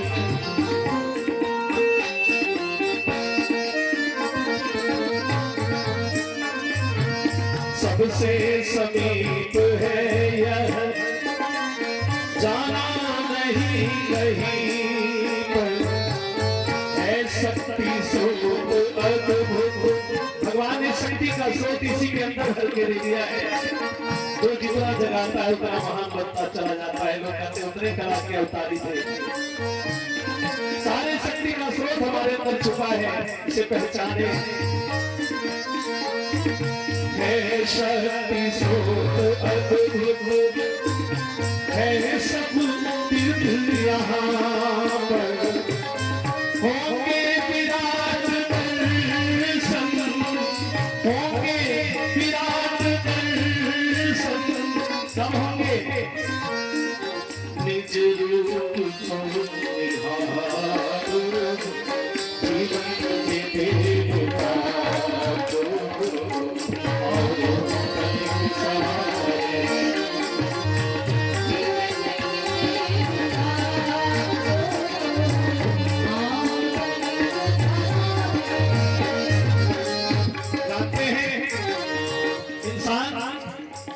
शक्ति बाहर नहीं अपने अंदर है। कस्तूरी कुंडल बसे मृग ढूंढ है बनवाही, ऐसे खट खट राम है दुनिया देखे। रैदास की कहानी सबको पता है। लोग कहने को कह देते मन चंगा तो कठौती में कहते ना, लेकिन उन्होंने कठोट में ही गंगा मां को प्रकट कर दिया था। उनके अंदर श्रद्धा थी। शक्ति के सारे स्रोत हमारे अंदर है, हमें जगाने की आवश्यकता है। सारी देवी शक्तियां हमारी हृदय सीधे हमारे अंदर ही है, लेकिन अपने आप को संभालना पड़ेगा। जीवन के देवता, जीवन के देवता,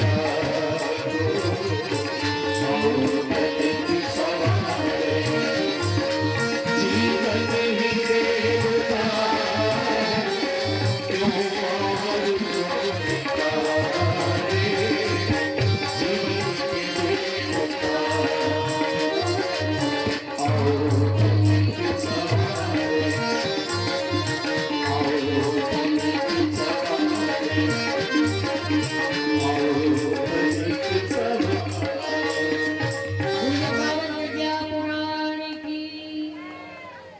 फिर से आप लोग का एनर्जी कम हो गया, भूख लगी।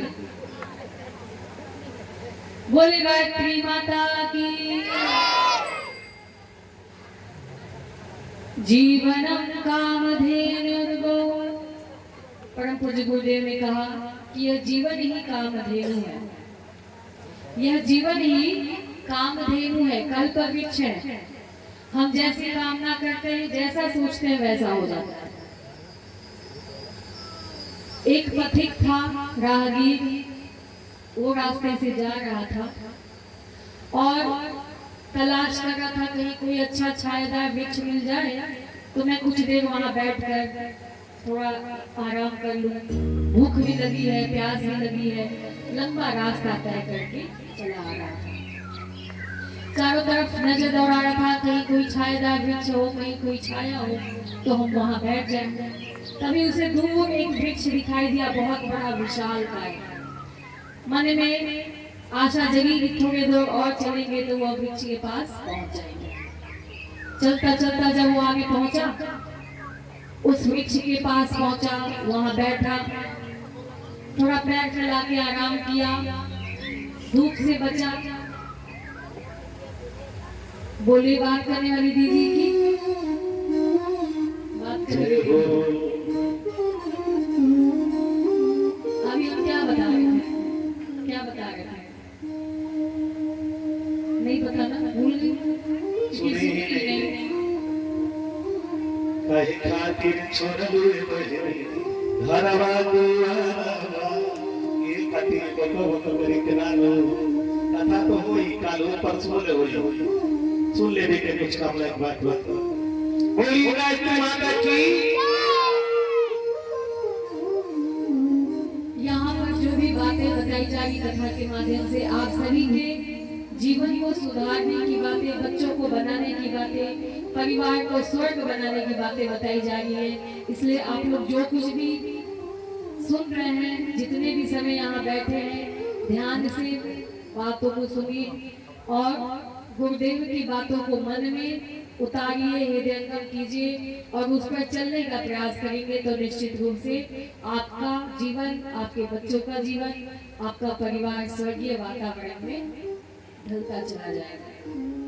यह जीवन ही कामधेनु है, जीवनम कामधेनु गौः।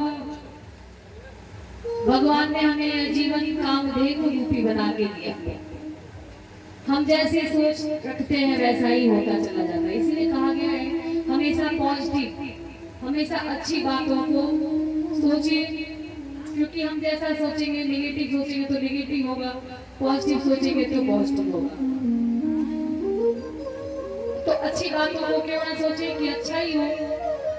एक पथिक था, राहगीर था, वो लंबा सफर तय करके चला आ रहा था। उसे भूख भी लगी थी, प्यास भी लगी थी और धूप से भी वो इतनी चिलचिलाती धूप की धूप से भी वो बिल्कुल पस्त हो चुका था। चारों तरफ नजर दौड़ाया तो दूर एक विशाल काय वृक्ष उसे दिखाई दिया। उसने सोचा चलो किसी तरह और मैं चल लूं, चलते जाऊंगा तो उस वृक्ष के पास पहुंच जाऊंगा और वहां जाकर कुछ देर आराम करूंगा, धूप से तो बचूंगा थोड़ा। जब वह उस वृक्ष के पास पहुंचता है तो वृक्ष के पास अपने कंधे पे रखा हुआ गमछा बिछाता है, बिछाकर बैठता है और बैठने के बाद जब कुछ देर आराम कर लेता है तो उसे लगता है काश यहाँ पर कहीं से भोजन मिल जाता, मुझे बहुत तेज भूख लगी है, भोजन मिल जाता तो मैं भोजन को ग्रहण कर लेता, हमारा भूख समाप्त हो जाता। उस सज्जन ने जैसे ही यह बात सोची, मन में कल्पना की थी और कल्पना करते ही उसके सामने 56 भोग थाली में आ गया, 56 प्रकार का भोजन। अब उस भोजन को देखकर वह तो बहुत ही आश्चर्यचकित हो गया। अरे इस निर्जन वन में, इस वृक्ष के नीचे, वृक्ष पे कुछ भी नहीं, अगल बगल कुछ भी नहीं, ये भोजन कैसे आ गया। फिर मैंने सोचा चलो जैसे भी आया हो, मुझे तो भूख लगी है, मैं तो पहले खाऊंगा, मुझे गुठली नहीं गिनना, आम खाना है। खाना प्रारंभ कर दिया भोजन को।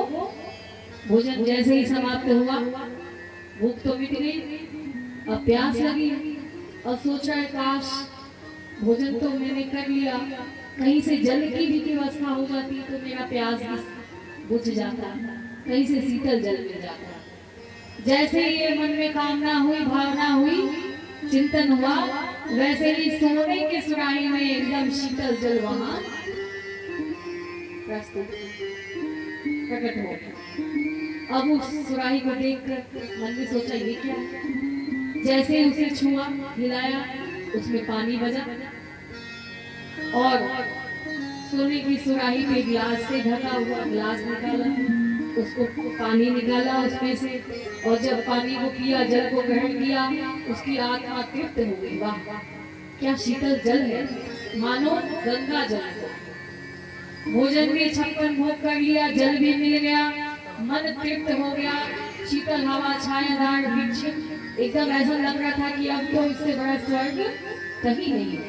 अब उसके मन में क्या आया कि भोजन भी हो गया, जल भी पा लिया, हवा भी इतनी अच्छी बह गई है, ठंडी ठंडी, एक अच्छा सा बिस्तर लग जाता तो मैं यहाँ थोड़ी देर सो लेता और कुछ देर आराम करके फिर आगे बढ़ता। जैसे ही सोचा वैसे ही सुंदर बिस्तर गद्देदार लग गया, और जैसे ही गद्देदार बिस्तर को देखा, उस बिस्तर पे जाकर सो गया। अभी जैसे ही सोया और मन में पाप जगा, मन में चिंता हुई, नेगेटिव थिंकिंग आ गया, मन बोला अरे अभी मैंने सोचा ही था कि 56 भोग भी आ गया, अब जैसे ही सोचा था कि जल आ जाए तो ऐसे वैसे बर्तन में नहीं, सोने की सुराही में आ गया, साथ में सोने का गिलास लगा हुआ। अब मैंने सोचा बिस्तर लग जाए तो मखमल वाला गद्देदार बिस्तर भी लग गया, कहीं इधर अगल बगल कुछ भी नहीं, आखिर ये आता कहाँ से है। मैं सोचता हूँ चला आता है, कहीं इस पेड़ पर कोई भूत प्रेत तो नहीं है, कोई चुड़ैल तो नहीं है। अब जैसे ही सोचा कि इस पर जरूर कोई भूत वूत होगा, अभी तक तो मुझे खिलाया पिलाया, जब बकरी को बलि देना होता है तो खिलाते मुझे भी खिलाया पिलाया, कहीं ऐसा तो नहीं क्या मुझे दबोच के मारने वाला है। लोग जैसा सोचा अब तक सोचता गया वैसे ही होता गया। अब सोचा कि भूत है आएगा मार देगा, वैसा ही हुआ, भूत आया मार के समाप्त कर दिया। ये कहानी गुरुदेव ने क्यों दिया यहाँ? ये कहानी गुरुदेव ने इसलिए दिया कि हमारा शरीर ही कामधेनु है। कामधेनु हम जैसे कल्पना करते हैं, कल्प वृक्ष है, कल्पना करते हैं वैसा ही होता जाता है। पतिदेव काम पे गए, अभी 1 घंटा देर हो गया, 1.5 घंटा हो गया, 2 घंटा हो गया, तो कहीं ऐसा तो नहीं, कहीं कुछ गड़बड़ तो नहीं हो गया, किसी से झगड़ा तो नहीं हो गया, कोई एक्सीडेंट तो नहीं हो गया। उल्टा ही दिमाग चलता है, ये नहीं सोचते कोई दोस्त मिल गया होगा, बातें चल रही होंगी, यार दोस्त मिले होंगे, नाश्ता पानी कर रहे हो, ये नहीं सोचते, उल्टा सोचते। बच्चा विद्यालय गया, आने में आधे घंटे लेट हो गए, अरे कहीं झगड़ा तो नहीं कर लिया किसी से, कहीं साइकिल वाइकिल उठा के फाक के लड़ाई झगड़ा तो नहीं कर लिया, मारपीट तो नहीं होगी, कहीं टीचर ने पनिशमेंट तो नहीं दे दिया। उल्टा ही चिंतन चलता है। तो हमारा यह जीवन, यह शरीर कामधेनु है, हम जैसी कल्पना करते हैं वैसा ही हमारे साथ होने लगता है। इसलिए हमारे मन में अगर चिंतन चले, अगर मनन चले तो अच्छी बातों का, क्योंकि हमारा मन, हमारा शरीर कामधेनु है, और कामधेनु है, हम जैसा सोचेंगे वैसा ही होगा। जब ऐसा ही होगा तो हमें अच्छी बातों को सोचना है, पॉजिटिव थिंकिंग को रखना। प्रसन्न मुद्रयोवाच संपदो जीवनस्य तु क्षेत्राणि सन्ति चत्वारि श्रूयताम तन्मुनीश्वराः शक्तिरिन्द्रिय संबद्धा शक्तिः राम संयुक्तसा विचार शक्तिस्तनुता च शक्ति साधन रूपिणी।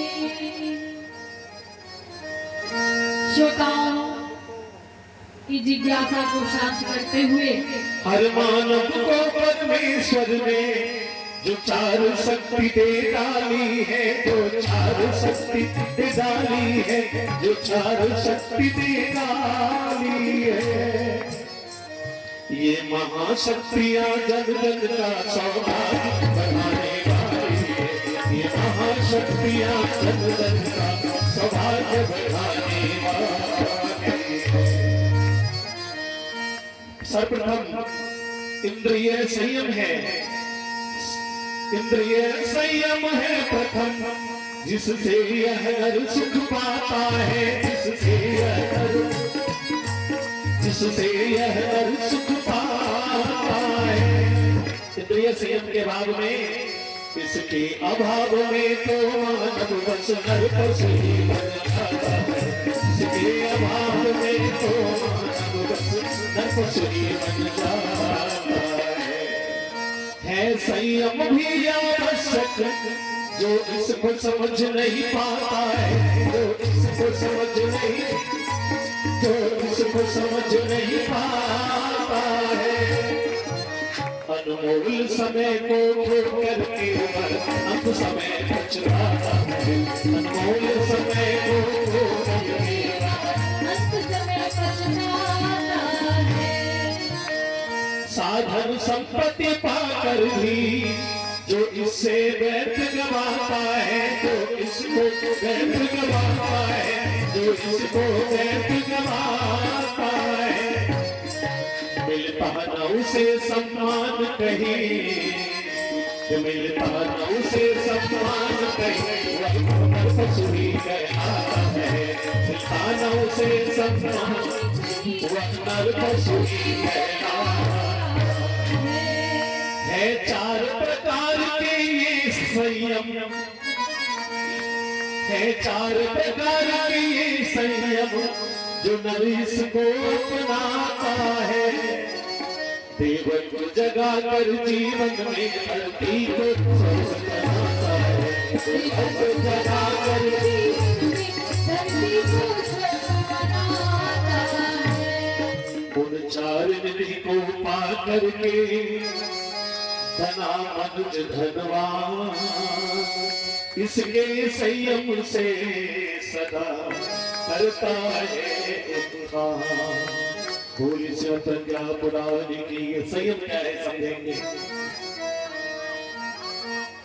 श्रोताओं की जिज्ञासा को शांत करते हुए प्रसन्न मुद्रा में महाप्राज्ञ ने कहा, हे देवताओं, जीवन में चार प्रकार की शक्ति ईश्वर ने प्रत्येक मानव को दी है। हर मानव को चार प्रकार की शक्ति दी है। दूसरा है समय शक्ति, तीसरा है विचार शक्ति और चौथा है साधन शक्ति। इंद्रिय शक्ति, इंद्रिय शक्ति में हम प्रतिदिन यहाँ यज्ञ करते हैं और यज्ञ के माध्यम से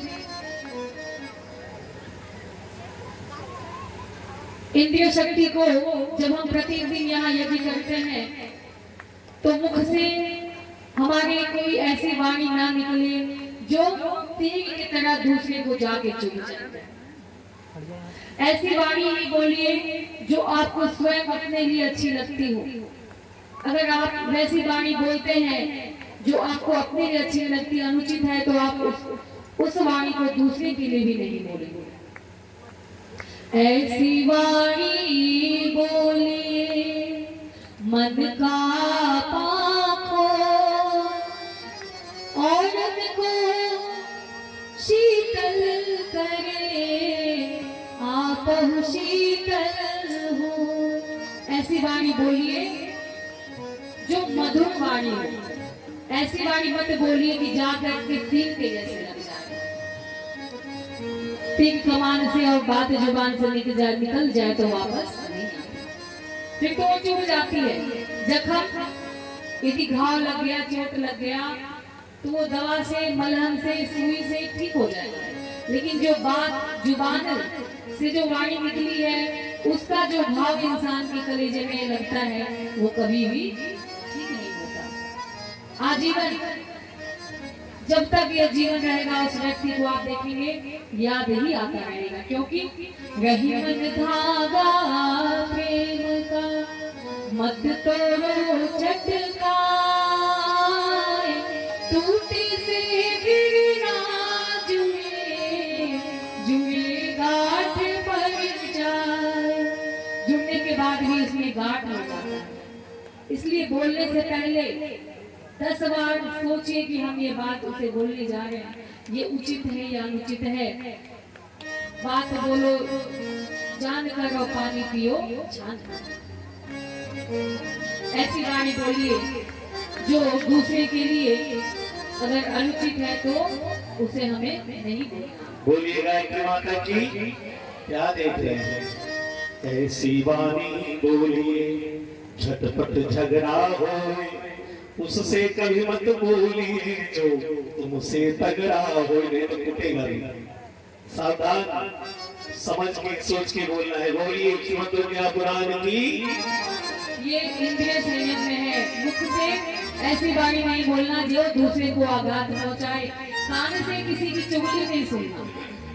गांधी जी के 3 बंद थे ना, मुख को बंद किया है, नेत्र को बंद किया है, कान को बंद किया है। ये 3 चीजें। मुख से गलत बात नहीं बोलना। कान से अगर किसी की चुगली होगी तो बोले बहन जी रहने दीजिए, नहीं सुनना। कोई अच्छी बात है तो उसे बताइए, हम लोग आपस में चर्चा करते हैं, ज्ञान की बातों को चर्चा करते हैं।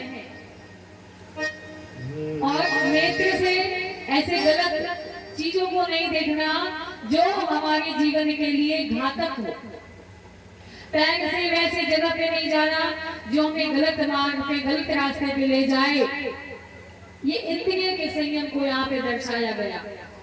दूसरा है समय की शक्ति। समय यदि निकल जाता हाथ से तो कितने भी आप पैसे खर्च कर दीजिए, कितना भी आप दे दीजिए, समय लौट के नहीं आएगा। आज कितना तारीख है? 21 मई 2024। अगर आप कल कहेंगे नहीं ठीक से 21 मई आ जाए 2024 का, आएगा? कितना भी पैसा दे दीजिए, नाक रगड़ लीजिए, सर को पटक दीजिए, लेकिन अब आएगा तो 21 मई 2025 आएगा, 24 नहीं आएगा। ये समय बहुत ही कीमती है, जिसका कीमत कोई नहीं चुका सकता। इसलिए समय के मैनेजमेंट को पहचानना होगा, समय को अपना मैनेज करना होगा। कितने देर तक हमें स्वाध्याय करना है, कितने देर तक भोजन में बनाना है, बच्चों के लिए कितना समय निकालना है।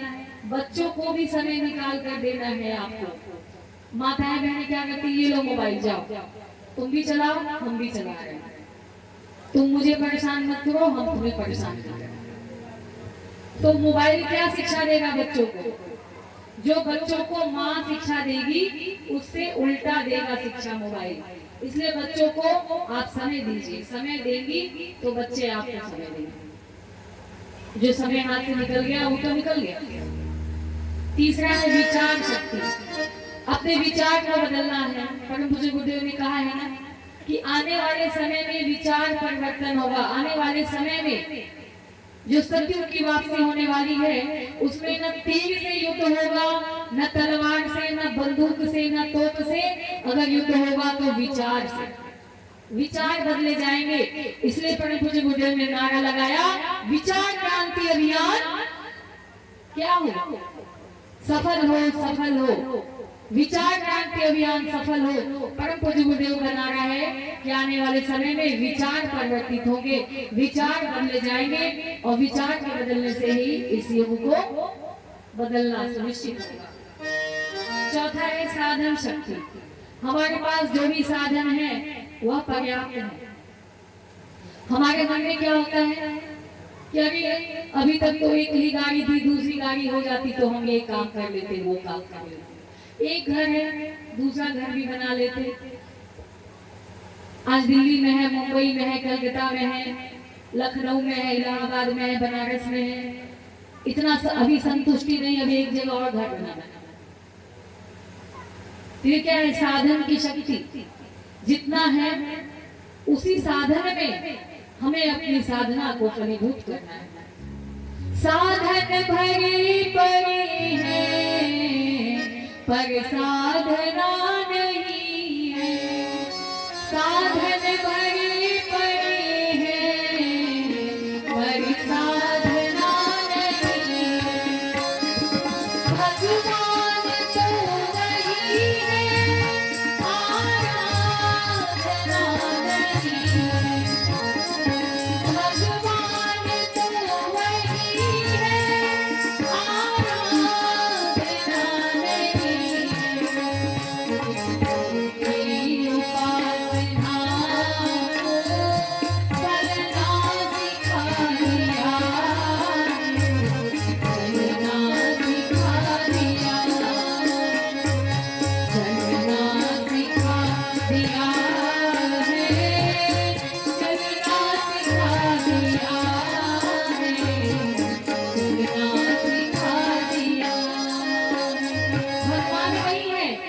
वही परमात्मा है, भगवान का वही स्नेह है हमारे ऊपर समान रूप से बरसता है।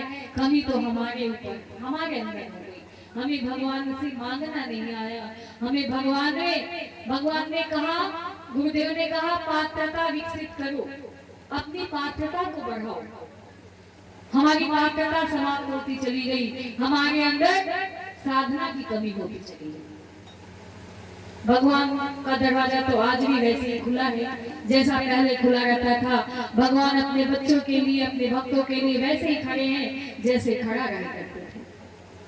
हमारे अंदर अहंकार हो गया, हमारे अंदर घमंड हो गया, हमारे अंदर आलस्य होगा, हमारे अंदर असंयमी दिनचर्या हो गया, जिसकी वजह से आज भगवान भी हमें अपना वरदान देने से संकोच करते हैं, क्योंकि भगवान भी उसी को देते हैं जिसके अंदर पात्रता हो। आप अपने किसी बर्तन में गोबर भर लीजिए, किसी कमंडल में, किसी जग में गोबर भर के जाइए और कहिए मुझे दूध दे दो, दूध वाला दूध देगा? कहेगा भाग जाओ, पहले बर्तन को साफ करके आओ।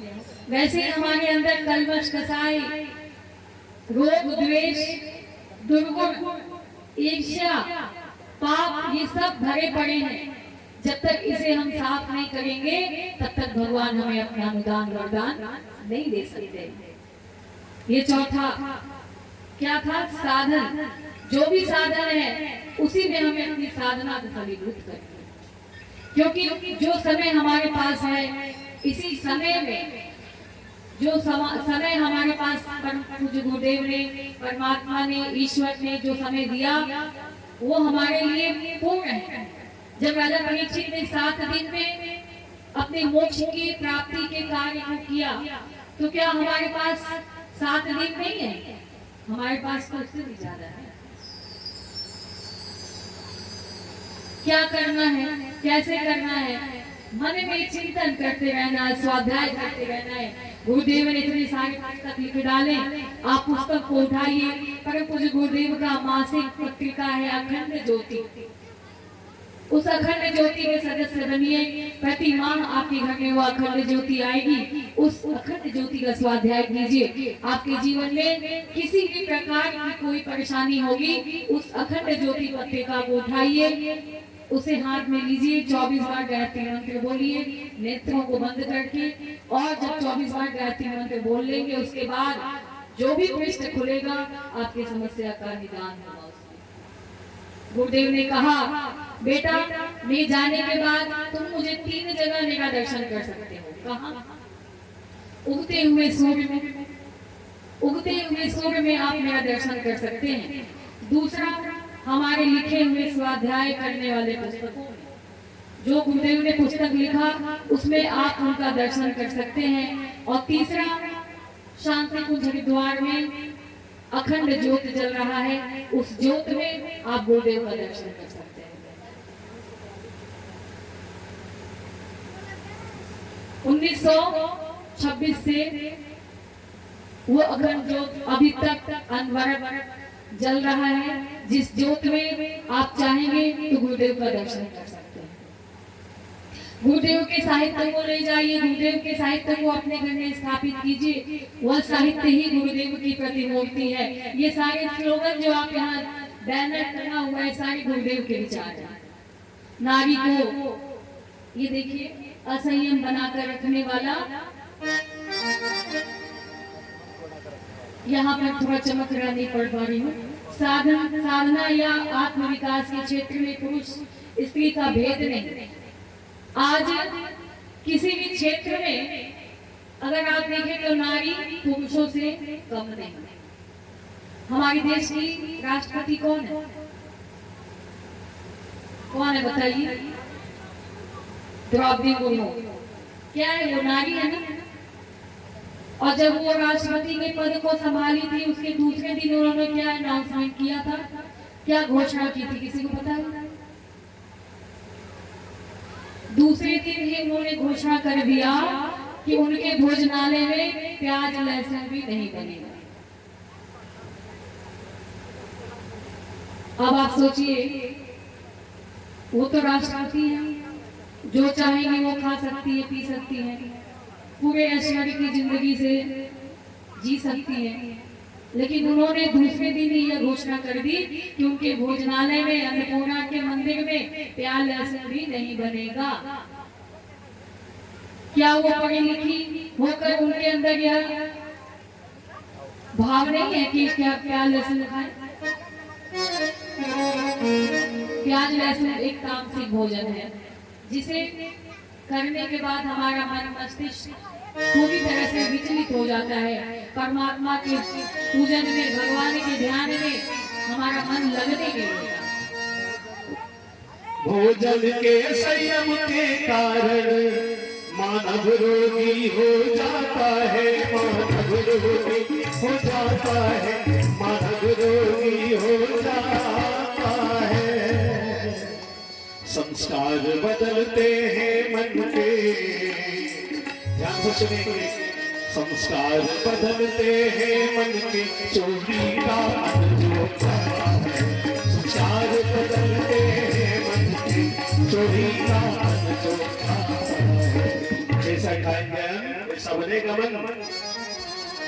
कटु वचन असत्य भाषण से तो अच्छा है चुप ही रहना, अच्छा है,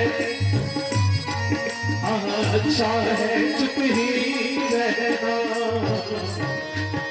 तूफान की भीषण आंधी में मुश्किल है दीपक का रहना, तूफान की भीषण आंधी में मुश्किल है दीपक का जलना। कटु वचनों के उच्चारण से जब घाव हृदय में बनता है, जब घाव हृदय में बनता है, जब घाव हृदय में, समय बीत जाएगा लेकिन ये घाव नहीं भरते हैं। अच्छे बुरे दिन आते और चले जाते हैं, लेकिन हम जब किसी को कुछ पटान बोल देते हैं वो घाव जीवन भर उसे सामने रहता है। कटु वचनों के उच्चारण से जब घाव हृदय में बनता है, जब घाव हृदय में, तब क्या होता है? तब द्रौपदी के चीर हरण, तब द्रौपदी चीर हरण होता और सीता को रावण हरता है। तब द्रौपदी चीर हरण होता, सीता को रावण हरता है। कटु वचनों को बोल कर जो देते सबको त्रास, उसकी सब निंदा करें, जग में हो उपहास। इसीलिए कई सब बोली बोले के चाहिए। रह गया अरे मनवा के राखो जैसे गंगा जी के पानिया, निमन का पुकारा बोला मधुरी बचनिया, निमन का पुकारा बोला मधुरी बचनिया। मनवा के राखो जैसे गंगा जी के पानिया, निमन का पुकारा बोला मधुरी बचनिया।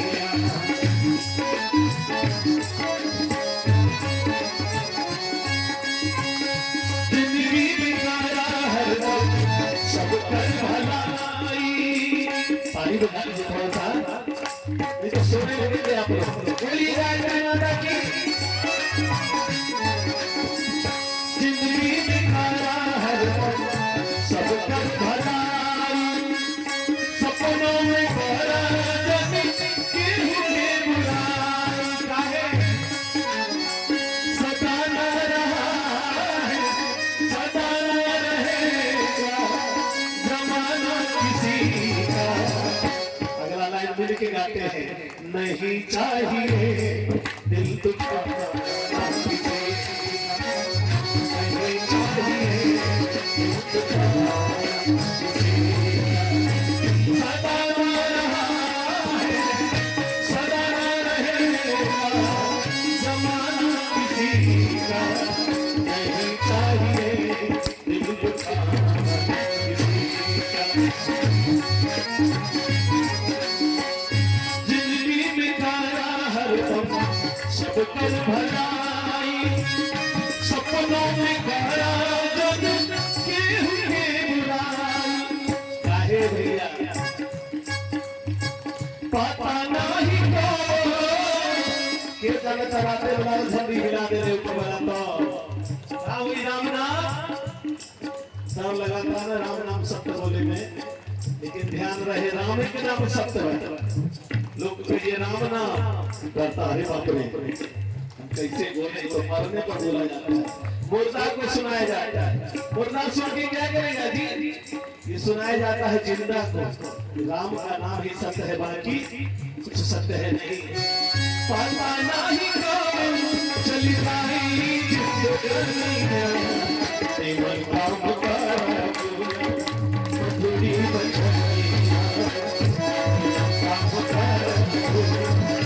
मधुरी बचनिया मनवा की राधा जैसे पानिया तेवन काम मधुरी बचनिया काम मधुरी बचनिया। बोलिए श्रीमद् ज्ञान पुराण की। यह 4 संयम जो गुरुदेव ने पावन प्रज्ञा पुराण के माध्यम से बताया, इनमें से 3 ईश्वर प्रदत्त हैं तथा चौथी शक्ति को अर्जित किया जाता है, और इन चारों शक्तियों का सदुपयोग करना ही संयम कहलाता है। 3 ईश्वर प्रदत्त है और चौथा हम इसे अपने जीवन में स्वयं से अर्जित करते हैं, और इन चारों संयम को संयम रूप से, संयमित रूप से चलाना ही संयम कहलाता है। परम पिता परमात्मा ने यह मानव शरीर कितना सुंदर बनाकर दिया। जरा आप सोचिए, जरा चिंतन कीजिए कि हमारा एक आंख आगे और दूसरा आंख पीछे होता तो कैसा लगता देखने में। एक हाथ यहाँ और एक हाथ पीछे, कैसा लगता? तो भगवान ने मनुष्य के इस तन को इतना सुंदर बनाकर दिया, सारी विभूतियों से परिपूर्ण करके दिया, और अपने इन संयमों को न सोचते हुए, न समझते हुए अपने जीवन के इस महत्वपूर्ण समय को यूं ही बिता डाले, और इस महत्वपूर्ण मानव जीवन को व्यर्थ ही गवा दिया। जब हमारा समय समाप्त हो जाता है तब हम सोचते हैं काश भगवान मुझे कुछ समय और देते ताकि मैं भगवान का काम कर लेती। लेकिन जब अब तो जाने का समय हो गया, समय पूरा हो गया, तो भगवान क्यों समय देंगे? समय तो पूरा हो गया। जितनी चाबी भरी राम ने उतना चले खिलौना, जितना चाबी हमने भरा उतना ही तो खिलौना चलता है। तो हम क्या है, कठपुतली है, भगवान के खिलौने हैं। भगवान जितने दिनों के लिए यहाँ भेजे उतना दिन हमें रहना है।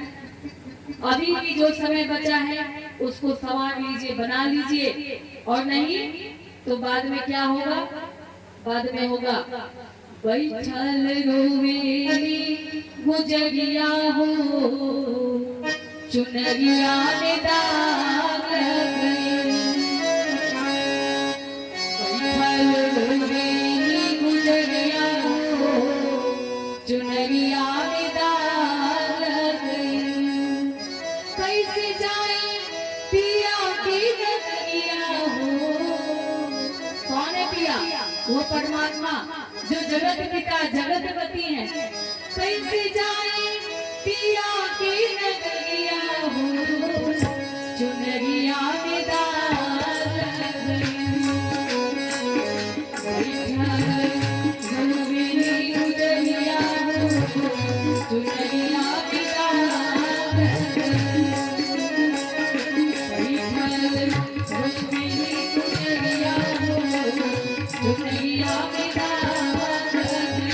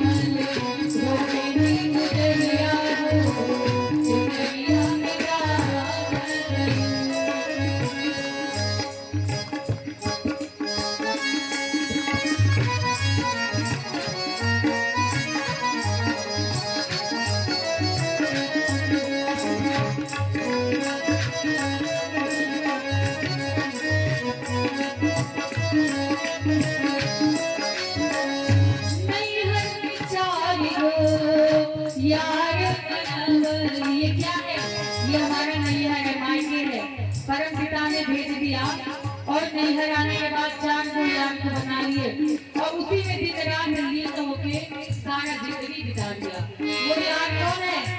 नैहर चारी को यार बनवली, दिन रात उठने से नहीं लगवली, दिन रात उठने से नहीं लगवली।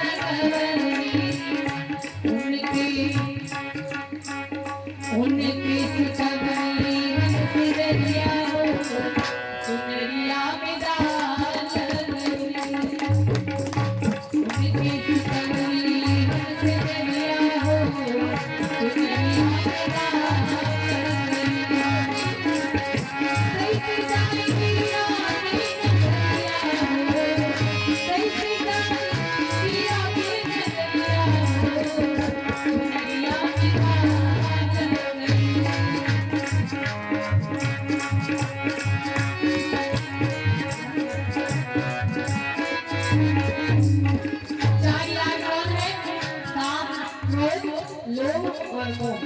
किसके पास नहीं है 4 यार? जिसके पास नहीं है वो हाथ उठाए। काम, क्रोध, लोभ और मोह, सभी के पास ये 4 यार है और इसी 4 यार के बीच फंस के सारा जीवन हमने बर्बाद कर दिया।